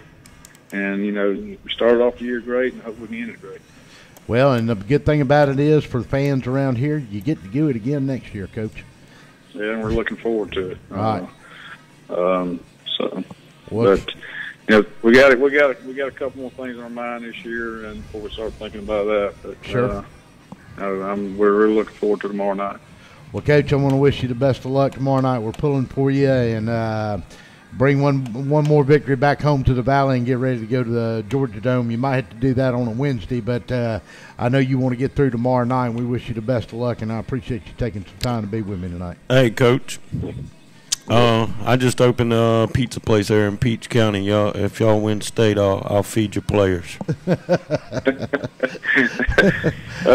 We'll be looking forward to that, and I'll make sure and give that a little incentive for the kids. What motivates kids today? Sometimes food. So yeah, there you go. We appreciate that. We thank you. All right, Coach. Good luck. Good luck tomorrow night, man. We're pulling for you. All right, thank you. Go Trojans. All right, thank you, Coach. Chad Campbell, the head coach of the Peach County Trojans, as he gets ready for his rematch with Calhoun. Lost a heartbreaker 10-6. I knew he didn't want to talk about that game last night. I promise you, though, on those kids that were sophomores, juniors, and seniors this year, there were juniors and sophomores last year and freshmen, that game's still on their mind. Yeah, they remember it, and they probably, the ones that did make the mistakes, know they've made them, and they're going to go out there and do their best to make sure they don't make them mistakes again this year. All right, we're going to take a break, and then we're going to come back, and we're going to get some calls from some folks and get to talking about this SEC championship. One more timeout. We'll come back and get to the Zoners Pick'em contest this week. You're listening to Gridiron Gab on DSBN Sports. We'll be back. Oh my, what a pizza pie. Take one bite and you'll say it too. In fact, take one bite of anything they cook at Zoner's Pizza Joint and they've got you. You will immediately taste the difference because they make their dough daily. Use only the finest cheese and top quality meats. Zoner's even cuts their vegetables fresh daily. Combine all that on a crisp crust taste of a stone oven, and in between bites, you'll say, oh my, what a pizza pie. Zoner's Pizza Joint, Forsyth Road, Macon, and Houston Lake Road, Warner Robins.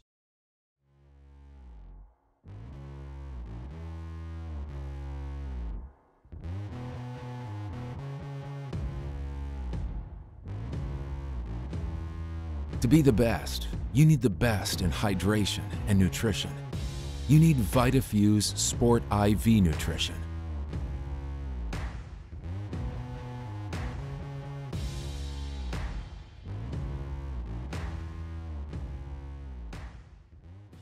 Hello, I'm Joy Johnson at the Cottages on Wesleyan, inviting you to come see our spacious assisted living suites.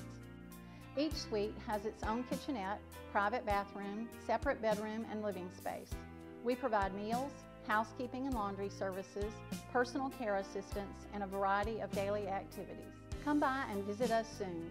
You'll see why our residents feel at home and why families trust their loved ones to us at the Cottages on Wesleyan.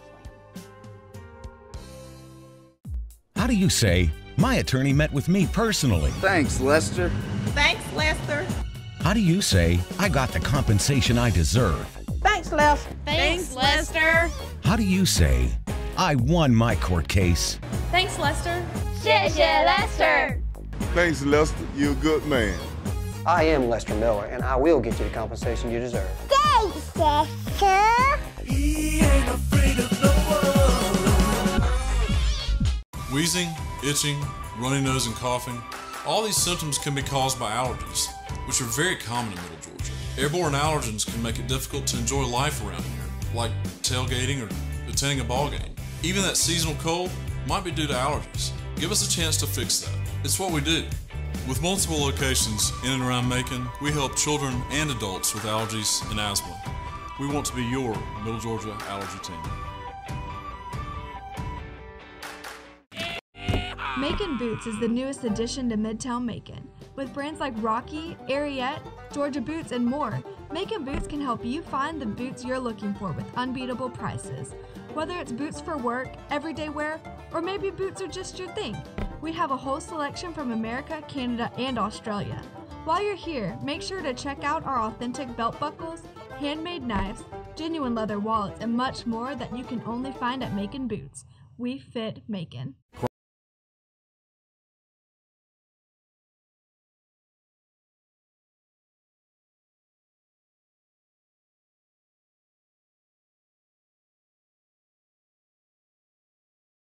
Well, I'm live. Y'all are not. All right, we're back now.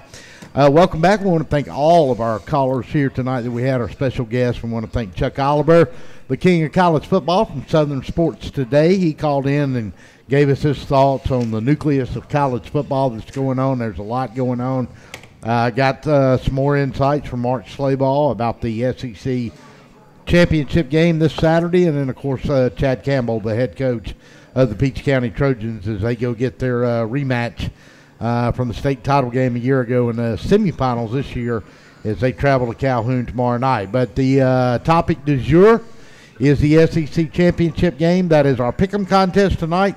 Our number 478-550-0524. And let's go right to the phones, and let's go to my man Brett, BB Dog. What's up, man?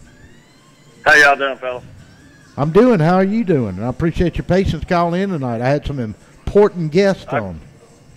Yeah, I know. I'll give you 3 guesses where I'm at. I would imagine you're probably sitting outside by the fireplace. You got that right. And yeah, I'm a silly fool like Christmas. I used to tell my kids it's the eve of Eve of Eve or whatever, but it's the eve of Eve of the big one. I mean, I'm ready to roll. I'm ready to put the damn uniform on. Oh. Well, what did Clayball and Oliver both good? What did Chuck say? What did Oliver say? Well, he just didn't see a path to Georgia winning the game. Didn't say they could not win it, and those were his exact words. But he felt like that Georgia had to run the football, but they had to get probably somewhere around 175 yards on the ground and get the game late and make it a kicking game for Georgia to have a game to keep it close. Yeah, and that's kind of what everybody. All I do is listen to sports radio in the car and whatnot. And that's kind of seems to be the consensus. So, I like a lot of us around here are cautiously optimistic. I love that. Cautiously optimistic. All right. So, what do you think that Georgia's got to do Saturday night to win the football game, Brett? Well, there's no way to, of course, stop to slow him down somehow. I hate that we have so many injuries, but we're not going to go into all that. Football, next man. I love Kirby, next man up. But these kids were playing. First and foremost, that magazine picture I sent you today, Eric Dog, who always comes over here, he was out with his back, and I spent 3 hours today having a ball delivering all those magazines. I bet I put out 1,000 magazines. It was a fun day doing that. That kind of got my juices flowing. But, yeah, we got to run the ball. There's no question. I think we will. Fromm, give him any kind of time. The guy is incredibly efficient. But, I don't know, man. I did tell my boss a while ago, if I'm a betting man with a 13.5-point line, I put keep it G-rated, a lot of money on the dog. I just don't see a runaway this time. I just don't see it. Well, there's never been a runaway. They beat us in overtime last year, and 2012 went down to the wire. Yeah. I'm talking about, the SEC in the national championship course. But you do have to defend Tua for 2 halves this time. Yeah, I know all about that. I was wondering when you. And by the way, dude, I dropped off those magazines at your restaurant. Well, I was wishing you were in there, but I didn't see you. He dropped off a bundle and left. He went to the Iron Bowl last week and finally got him a new hat and a couple of new jackets and. Oh, I see a sweatshirt. Yeah, I see some crimson tide sweatshirt on my one. Yeah, I see that. So are you going Saturday? Oh heck no! Right here was that. Well, let's see. Is it 4 o'clock? That's the kickoff on that game. Is that right? 4 o'clock CBS. 4 o'clock CBS. Yes, okay. Sir. All right. So here's a scenario for me. And everything starts tomorrow. Fine bomb from everything in the world starts tomorrow in Atlanta. Oh yeah. I mean, there'll be so many media trucks up there. It won't even be funny. There's tons of the guys on radio like Rick Newhausen. They're already there. Tim Tebow. They're already there. They've been there all day. Oh yeah. Well, if I had their money, I'd be there too. All right, so let me ask you this scenario. Let me get your college football playoff pick. I've asked everybody this tonight, from Chuck to Mark and everybody else. All right, so Georgia wins a close game on a Rodrigo field goal. Oklahoma beats Texas in their rematch. Ohio State wins big against Northwestern, which I don't doubt will not happen, and Clemson wins big. Who goes? Is it Ohio State, Oklahoma, or Alabama, and why? Your Final Four is Georgia, Notre Dame, Clemson, and of course Bama. Even if Alabama loses.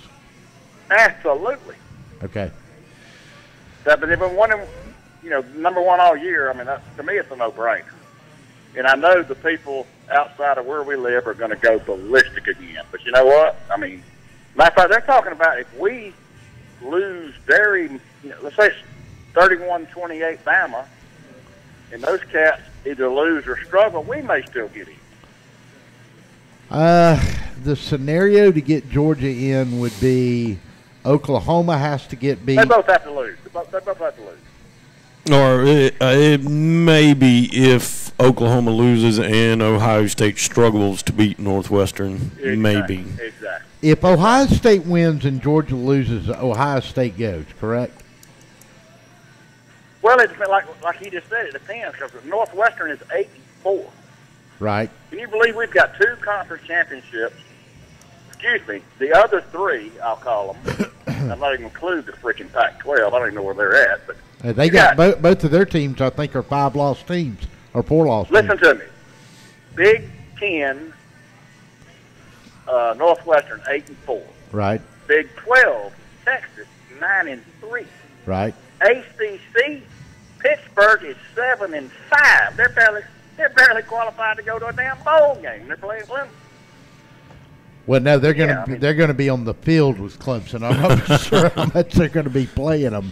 All right, it's time to go. So you've already got 2 shoe-ins in my mind, which of course is Clemson and Notre Dame. And Notre Dame, they're going is what this place says. They kick their feet up in South Bend. They know they're in.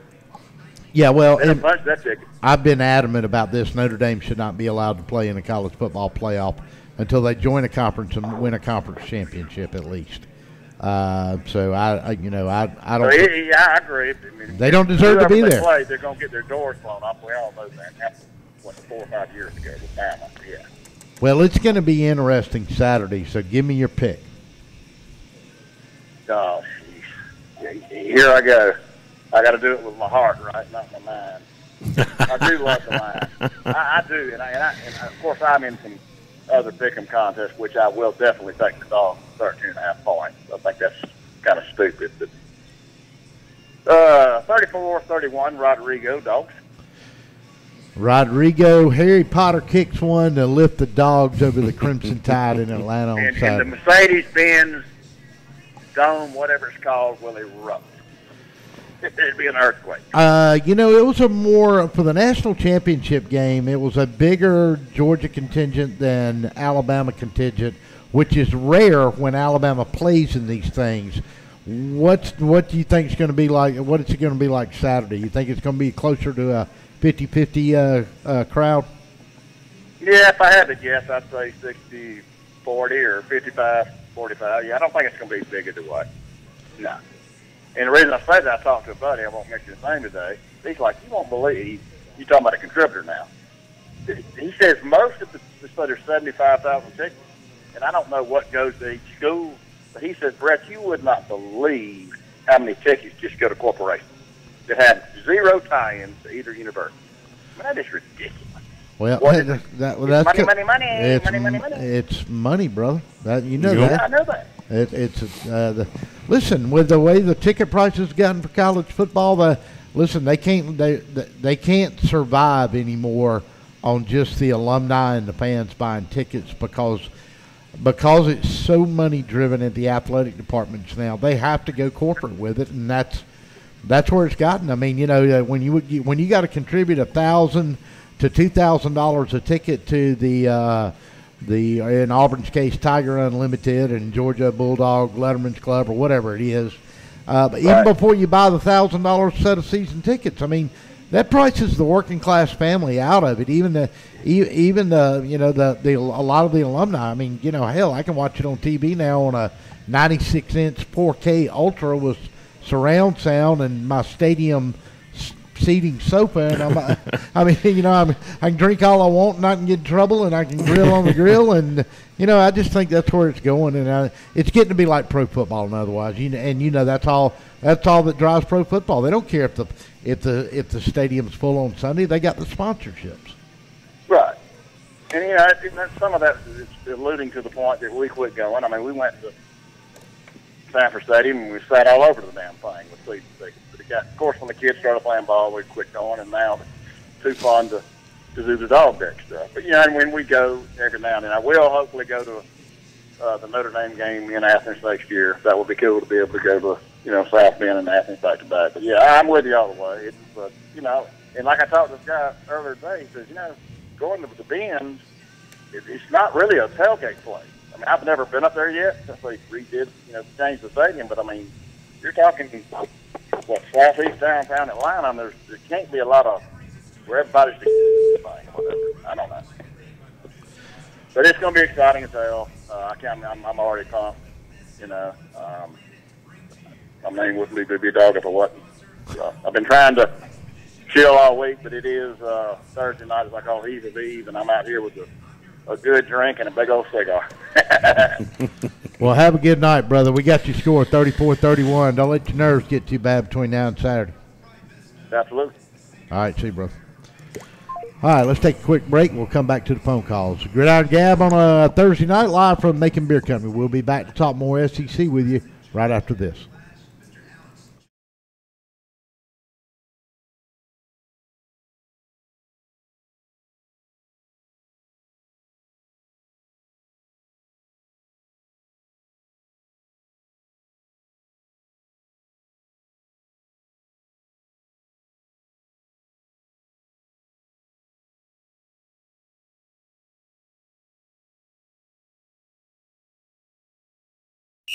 Oh my, what a pizza pie! In fact, take one bite of anything they cook at Zoner's Pizza Joint and they've got you. You will immediately taste the difference because they make their dough daily, use only the finest cheese and top quality meats. Zoner's even cuts their vegetables fresh daily. Combine all that on a crisp crust taste of a stone oven, and in between bites, you'll say, oh my, what a pizza pie! Zoner's Pizza Joint, Forsyth Road, Macon, and Houston Lake Road, Warner Robins.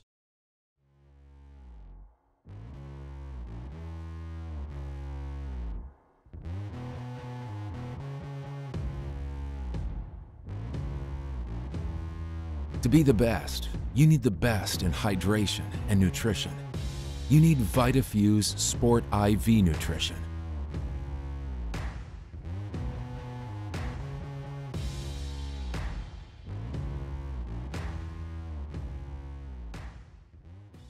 Hello, I'm Joy Johnson at the Cottages on Westland, inviting you to come see our spacious assisted living suites.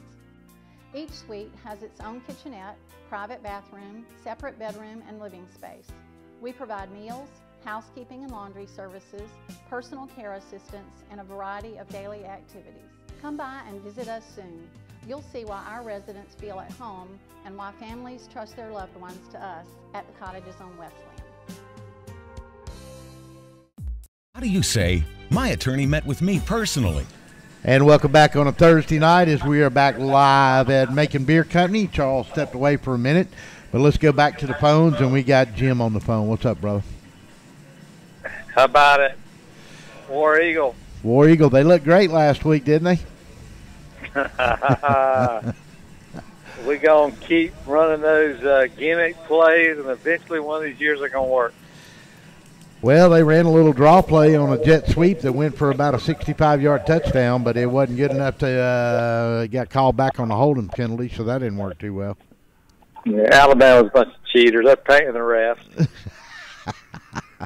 All right, so before we talk about the SEC championship game, which we're not a part of again this year, talk about what you think's happening over in Auburn.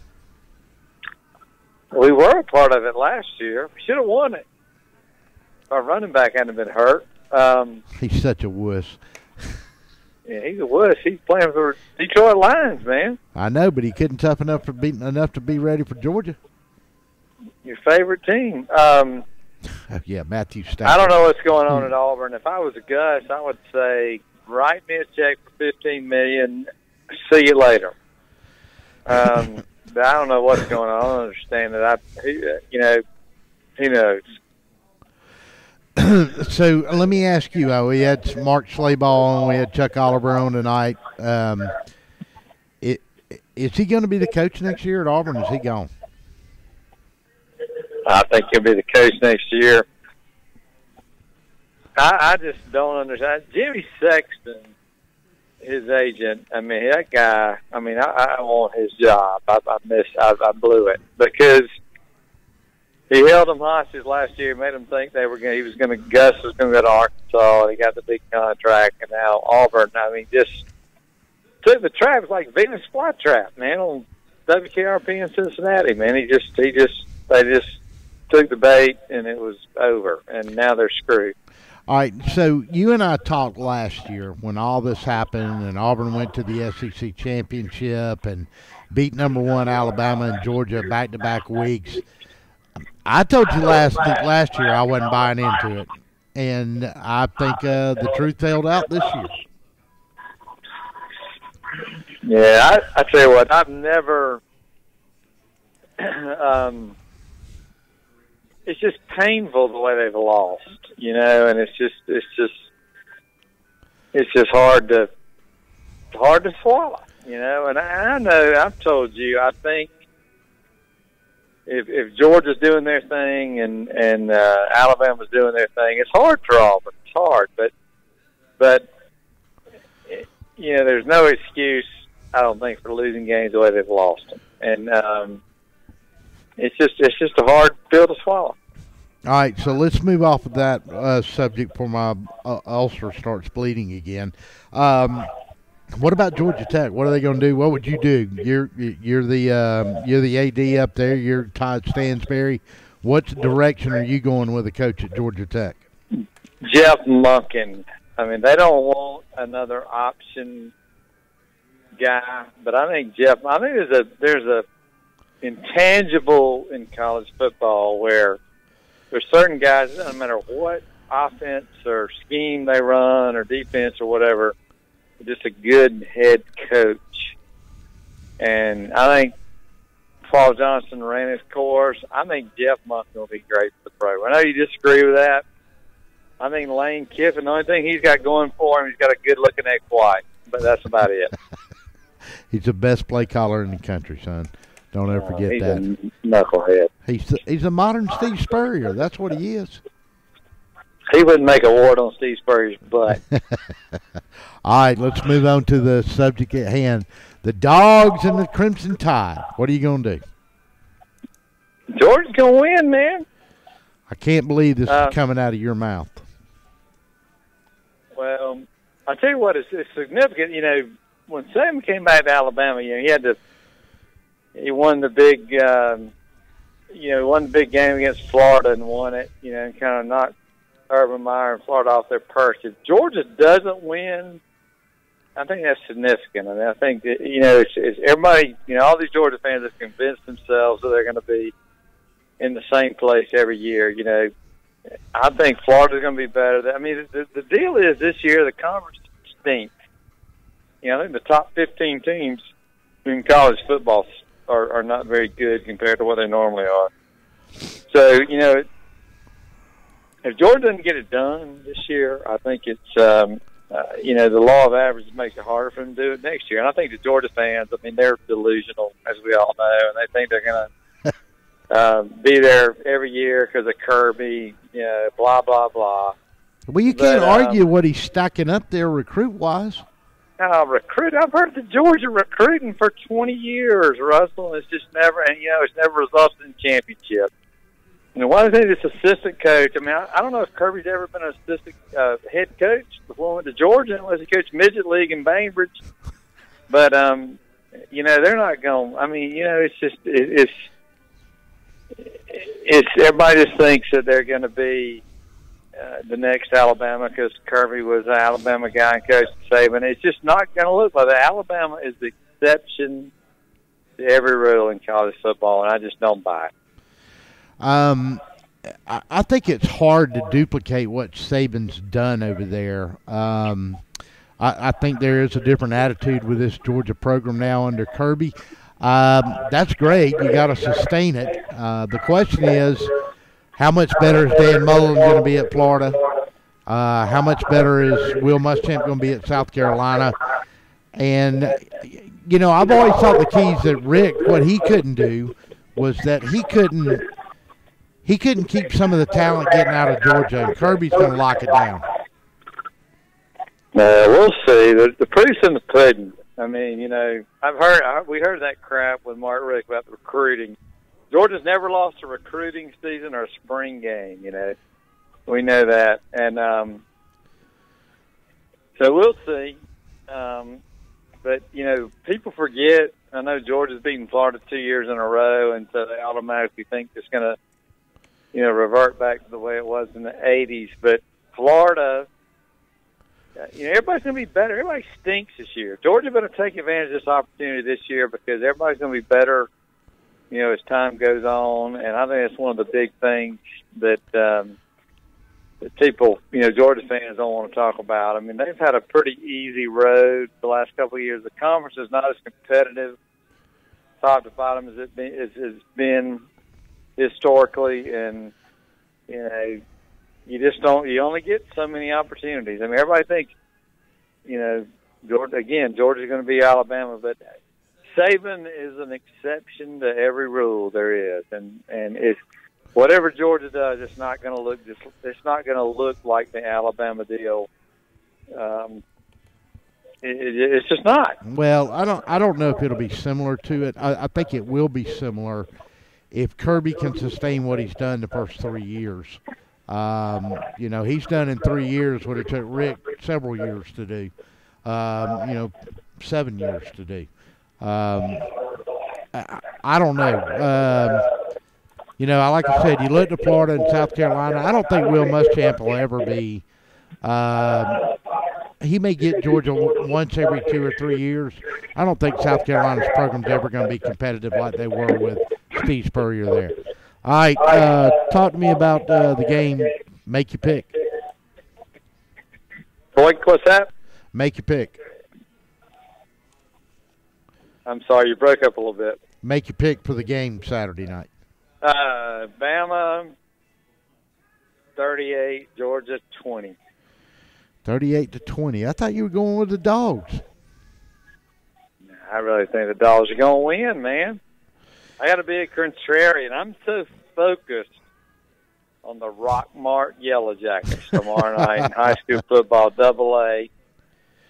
They hadn't been to the semifinals since 1957 when my daddy played. Really? And they are playing who tomorrow night in AA? They're playing Callaway. Callaway comes in 11-2. They're out from over there in LaGrange. That's God's country over there. No, good Lord. Troop, they got to hand it to them by Carsville. I'm telling you what, Peach County's going to lose again. Middle Georgia high school football is terrible. Well, you still got Warner Robins and Northside and Peach in it, so it can't be too bad. All right. Peach is going down, Warner Robins is going down, Northside's going down. It's all a smoke and mirror. So your state champions, Lee County, Cartersville, Calhoun. What about Marist? No, Blessed Trinity. Cartersville's going to beat Marist, and Blessed Trinity's going to beat Cartersville. Mary Persons, I think they had an opportunity to win it. They had a very talented team, and it was a wet, nasty night at Dan Pitts Stadium, and they lost the game. They shouldn't have lost to Marist. But Marist going down to Cartersville, Cartersville going down to Blessed Trinity, and Catholics are state champs. This will be the first time Marist and Cartersville have played since 1930, and they tied 6-6. Yeah, I know, man. It's it's kind of like like I said, the Rockmart deal, 1957. Rockmart won the championship in 1950, and a star player was a guy named Max Mason that went to Kentucky to play for Bear Bryant, Babe Perilli, with Babe Perilli and George Blanda. You're just like a historical society. I just dial you up whenever I need to know the history of it. Hysterical. Historic. All right, so you're not going to give the dogs no love, and you're just going to ingratiate yourself to the Georgia faithful again. I actually think Georgia's going to win, but, I think it's rigged. All right, so what's your real score if Georgia wins? I think Georgia's got a chance. Do you think it's really, if Georgia wins, do you think they have to play, do you think Alabama still gets in? I don't know. I think there's some pressure from the East and West Coast media. I don't know. Do you lock Ohio State out again? Do you lock Oklahoma out again?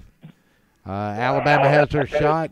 And like I said, the only team that ought to be locked out is Notre Dame. It comes down to who's the best team or who's the most deserving. I think Alabama's most deserving based on what they've done during the season. But if they lose to Georgia, there's a lot. They're going to have to say, okay, they're really the best right now. But well, save your money. You're going to have to buy Gus out. Yeah, I'll never forgive Notre Dame for not beating Georgia in 1980. So. All right, 38-20, Alabama. I got you down.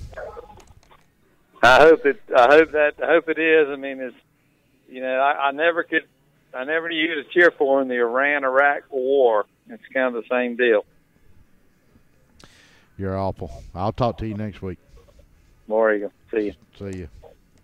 All right, we'll take a timeout. We'll come back. We'll talk more about it. 478-550-0524. Love to hear from you tonight. We're picking the Georgia-Alabama SEC championship game. We'll be back after this timeout. Logo or event name on the streets? Say it with authority. Apparel Authority. Now at a new location off Eisenhower Parkway across from Lowe's. Shirts, hats, cups, pens, patches. We put your logo on almost anything. Our team provides quality craftsmanship and custom embroidery. And our screen printing will turn your design into wearable works of art. Call or stop by in person for a quote. Apparel Authority. Now at a new location off Eisenhower Parkway across from Lowe's.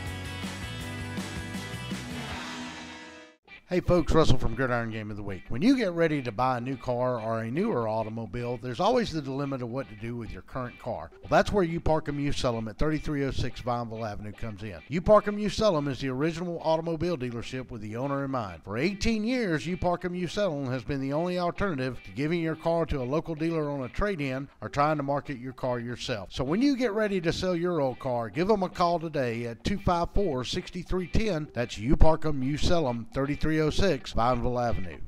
Planning on a holiday party with friends, family, or coworkers? Texas Border Grill's private banquet room offers seating from 5 to 55. Lunch to dinner 7 days a week. Featuring an amazing menu with aged beef, seafood, and so many other signature dishes. Texas Border Grill. At Bill Harden Music, our specialty is private music lessons. We teach all ages: guitar, piano, drums, violin, banjo, brass and woodwinds, voice, and more. It's easy to get started and only $80 per month. Come to our store once a week for your private lesson. Be an MVP and sign up today. Call 781-1112 or go to billhardmusic.com. Is your house having a midlife crisis? Maybe it's time for a nip and tuck. Cherokee Brick has been transforming interiors and exteriors for over 100 years. Where you see a blank wall or old porch, we see potential. Add warmth and elegance to your home with an updated entryway, porch, or kitchen. At Cherokee Brick, we cut out the middleman and provide a robust selection of colors and sizes to fit your brick needs. Visit us online to find out more about where you can purchase Cherokee Brick, straight from the manufacturer. The most interesting man in seafood is Captain Lee of Kudzu Seafood Company. Captain Lee brought the Gulf Coast to Middle Georgia without getting any sand in his Speedo. At Kudzu Seafood Company, Captain Lee's oysters shuck themselves out of respect for him, throwing themselves as tribute into hot oil until golden brown. Served as a Kudzu po' boy, their final resting place being a casket of French bread flown in from Louisiana's famous Gambinos. Captain Lee uses his signature remoulade sauce to actually sign his name on each po' boy, a signature of his approval. Sit back and relax while enjoying a cold craft beer at Kudzu Seafood Company, located at 473rd Street in Macon. Stay coastal, my friends.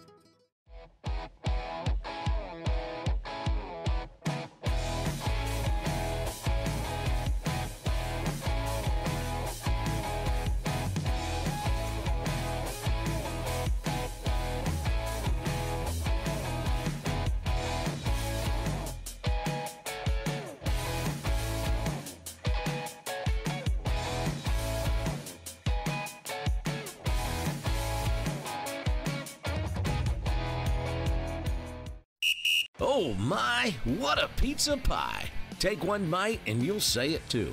In fact, take one bite of anything they cook at Zoner's Pizza Joint and they've got you. You will immediately taste the difference because they make their dough daily. Use only the finest cheese and top quality meats. Zoner's even cuts their vegetables fresh daily. Combine all that on a crisp crust taste of a stone oven, and in between bites, you'll say, oh my, what a pizza pie! Zoner's Pizza Joint, Forsyth Road, Macon, and Houston Lake Road, Warner Robins.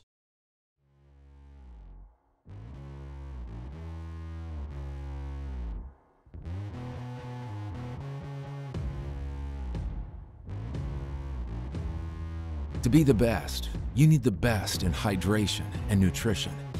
You need VitaFuse Sport IV Nutrition.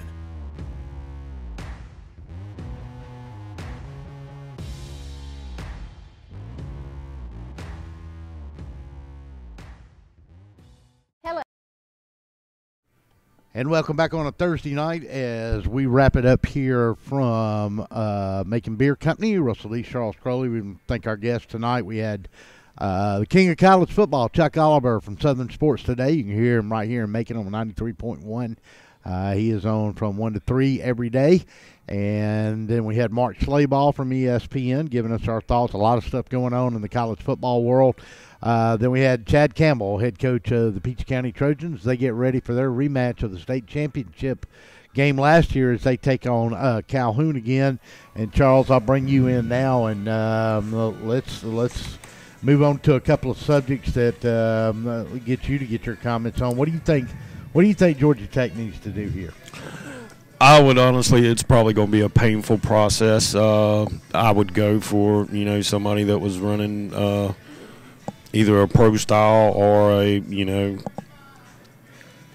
RPO offense, right. Something more modern. I just don't believe you can win with the option game in major D1 sports now.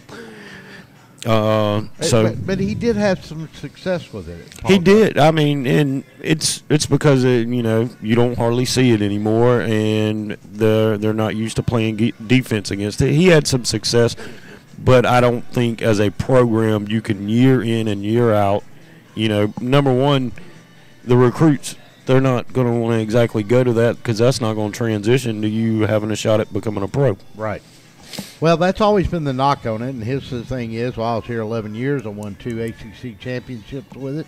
I beat Georgia. I guess he's beaten them 4 times maybe total in 11 years. Maybe it was 3. I don't know. And Georgia fans, I don't need to be corrected on that. I know he won 2 back-to-back in Athens. and I think he had at least one more. But there's budgetary constraints at Georgia Tech that are not up there with the big boys. And as I told Chuck Oliver and Mark Slabo, it's an arms race now. Exactly. And the guy you can look at is the guy that's the coach of that school that caused it, from coach's salary to the assistant coaches to the facilities. He brought in a pro attitude, a professional attitude, as in pro sports, the NFL, and he's built basically an NFL franchise over there. I'm not saying they can go beat an NFL team, but he has taken that organization in Tuscaloosa. Granted, they've generated the cash to do that in order for him to do that, but winning has fed that. And he came at the right time. The SEC network was getting kicked off. Yep. The revenue was coming to all the schools. And let's just face it, Alabama has the money. And bottom line is, football's important at Alabama. And I'm not for sure how up on the list it is at Georgia Tech. Yeah, and, they pride themselves in academics, and it's a great academic school. Yeah, so does Stanford and Notre Dame. Yeah, exactly. But when you're trying to compete with these other schools, sometimes that does hurt. Like Vanderbilt has a very hard time competing in the SEC. Right. And, they have very high academic standards, which is great. But if you're trying to compete in football, that does hurt you a little bit. You went to the Iron Bowl last week. What did you see out of Auburn? What do you think? They just didn't have enough offense. I don't see Gus Malzahn lasting past another year. Like they were referring to earlier, that he's got his fingers all over that offense, but it's not producing. Yeah. And, just for them to even be thinking about trying to get him out of there now, and they owe him $32 million, has to say something. And if he has another mediocre year next year, they're going to bite the bullet. If he comes back to next year, I don't understand how he can withstand the pressure that's going to be owing him. Is Jared Stidham going to come back as quarterback? They've got the Bo Nix phenom out of 6A in Alabama high school that's committed now. The problem you got to worry about now is what's going to start happening with recruiting with all this uncertainty. Exactly. Are they going to sign on signing day because of all the talk that's going on? Because them kids, they don't want to come to school and have a new coach, their first year. So they look, or second, then they look and they think about that stuff, because once you go to hire a new coach, well, I went to this school because they run this certain kind of offense or they run this certain kind of defense. Well, that's not the case anymore. So, and it, like you were talking about, these kids in high school are already thinking about going pro. Right. And that really shouldn't be their thought process, but a lot of them it is. Well, modern football, I mean, you got all the scouts and the recruiting and websites out there, and everybody's got you a 4-star, a 5-star, or, you're going to be the, next whatever. Yeah, exactly. The next Herschel Walker, you're going to be and I mean, I can't, even begin to count how many of these 4 and 5 stars that I've looked and seen that came to Alabama that never even stepped on the field. Well, at least not till the junior year. Yeah. Well, I mean, and some of them never got on the field, Yeah. Well, he stacks them like cords of wood over there, and Georgia's trying to do the same thing. All right, Saturday night, SEC championship. You pulled a rabbit out of your hat in the national championship. Tua's going to play the whole game. And so what do you really think is going to happen in this game? Number one, Georgia, I think, has the talent to play with them. The question is it mature enough with all that they graduated last year to win this game this year against Alabama and make it the same type game we saw in the national championship? I honestly think Georgia's going to need another season. They were a lot better football, more complete football team last year than they are this year, especially on the defensive side of the ball. Sure. And, I mean, you look at Alabama this year, you punt the ball a couple times, you can be out of the game. It's just, and you're going to – the only way I see anybody beating Alabama, possibly a Clemson, where you can rush 4 people and drop everybody else into coverage and still get pressure on the quarterback. I don't believe Georgia can do that. Keys to the game for Alabama. They don't want it to be a close game late, I can tell you that. No, they don't want to be in a kicking game because that is their weakness, and it is very bad. Their kicking game is horrible, but Georgia certainly has the advantage with their kicking game. Yes, they certainly do. I mean, if you lined our kicker up against his, it would be a massacre. But fortunately for us, that hasn't even come to play any fact in any part of our season. I don't see Georgia being able to hold the offense down. I think they'll be able to put up some points, but they're not going to be able to stay in the race. All right, so to me, I think Georgia's going to have to get some big plays on the field. They're going to have to get Alabama to turn the ball over, which they have not done all year.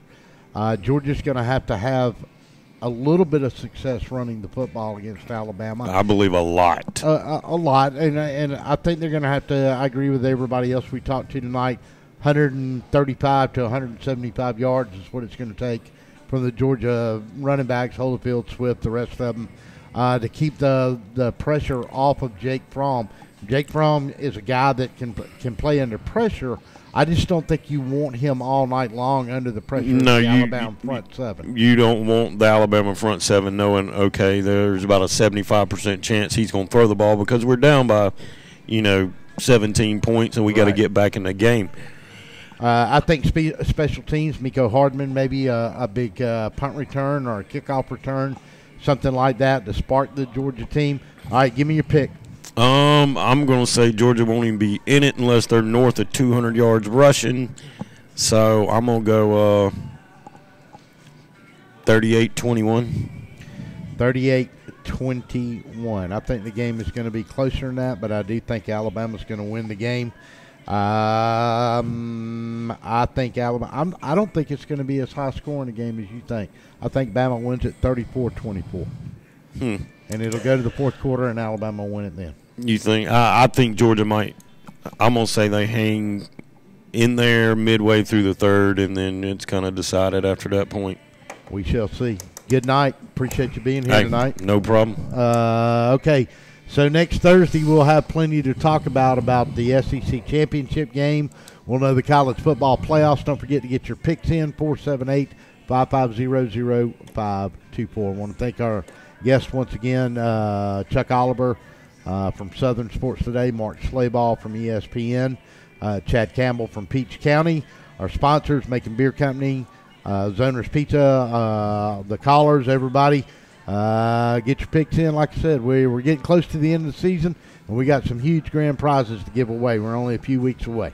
We'll see everybody next Thursday night. Best of luck to Georgia and Alabama. We'll see how it washes out on Saturday afternoon. That's going to do it, everybody. We'll see you next week. Our time is up. We thank you for yours. Roll Tide.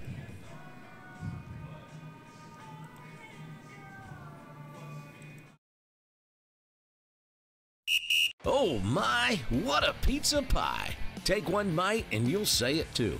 In fact, take one bite of anything they cook at Zoner's Pizza Joint and they've got you. You will immediately taste the difference because they make their dough daily. Use only the finest cheese and top quality meats. Zoner's even cuts their vegetables fresh daily. Combine all that on a crisp crust taste of a stone oven, and in between bites, you'll say, oh my, what a pizza pie. Zoner's Pizza Joint, Forsyth Road, Macon, and Houston Lake Road, Warner Robins.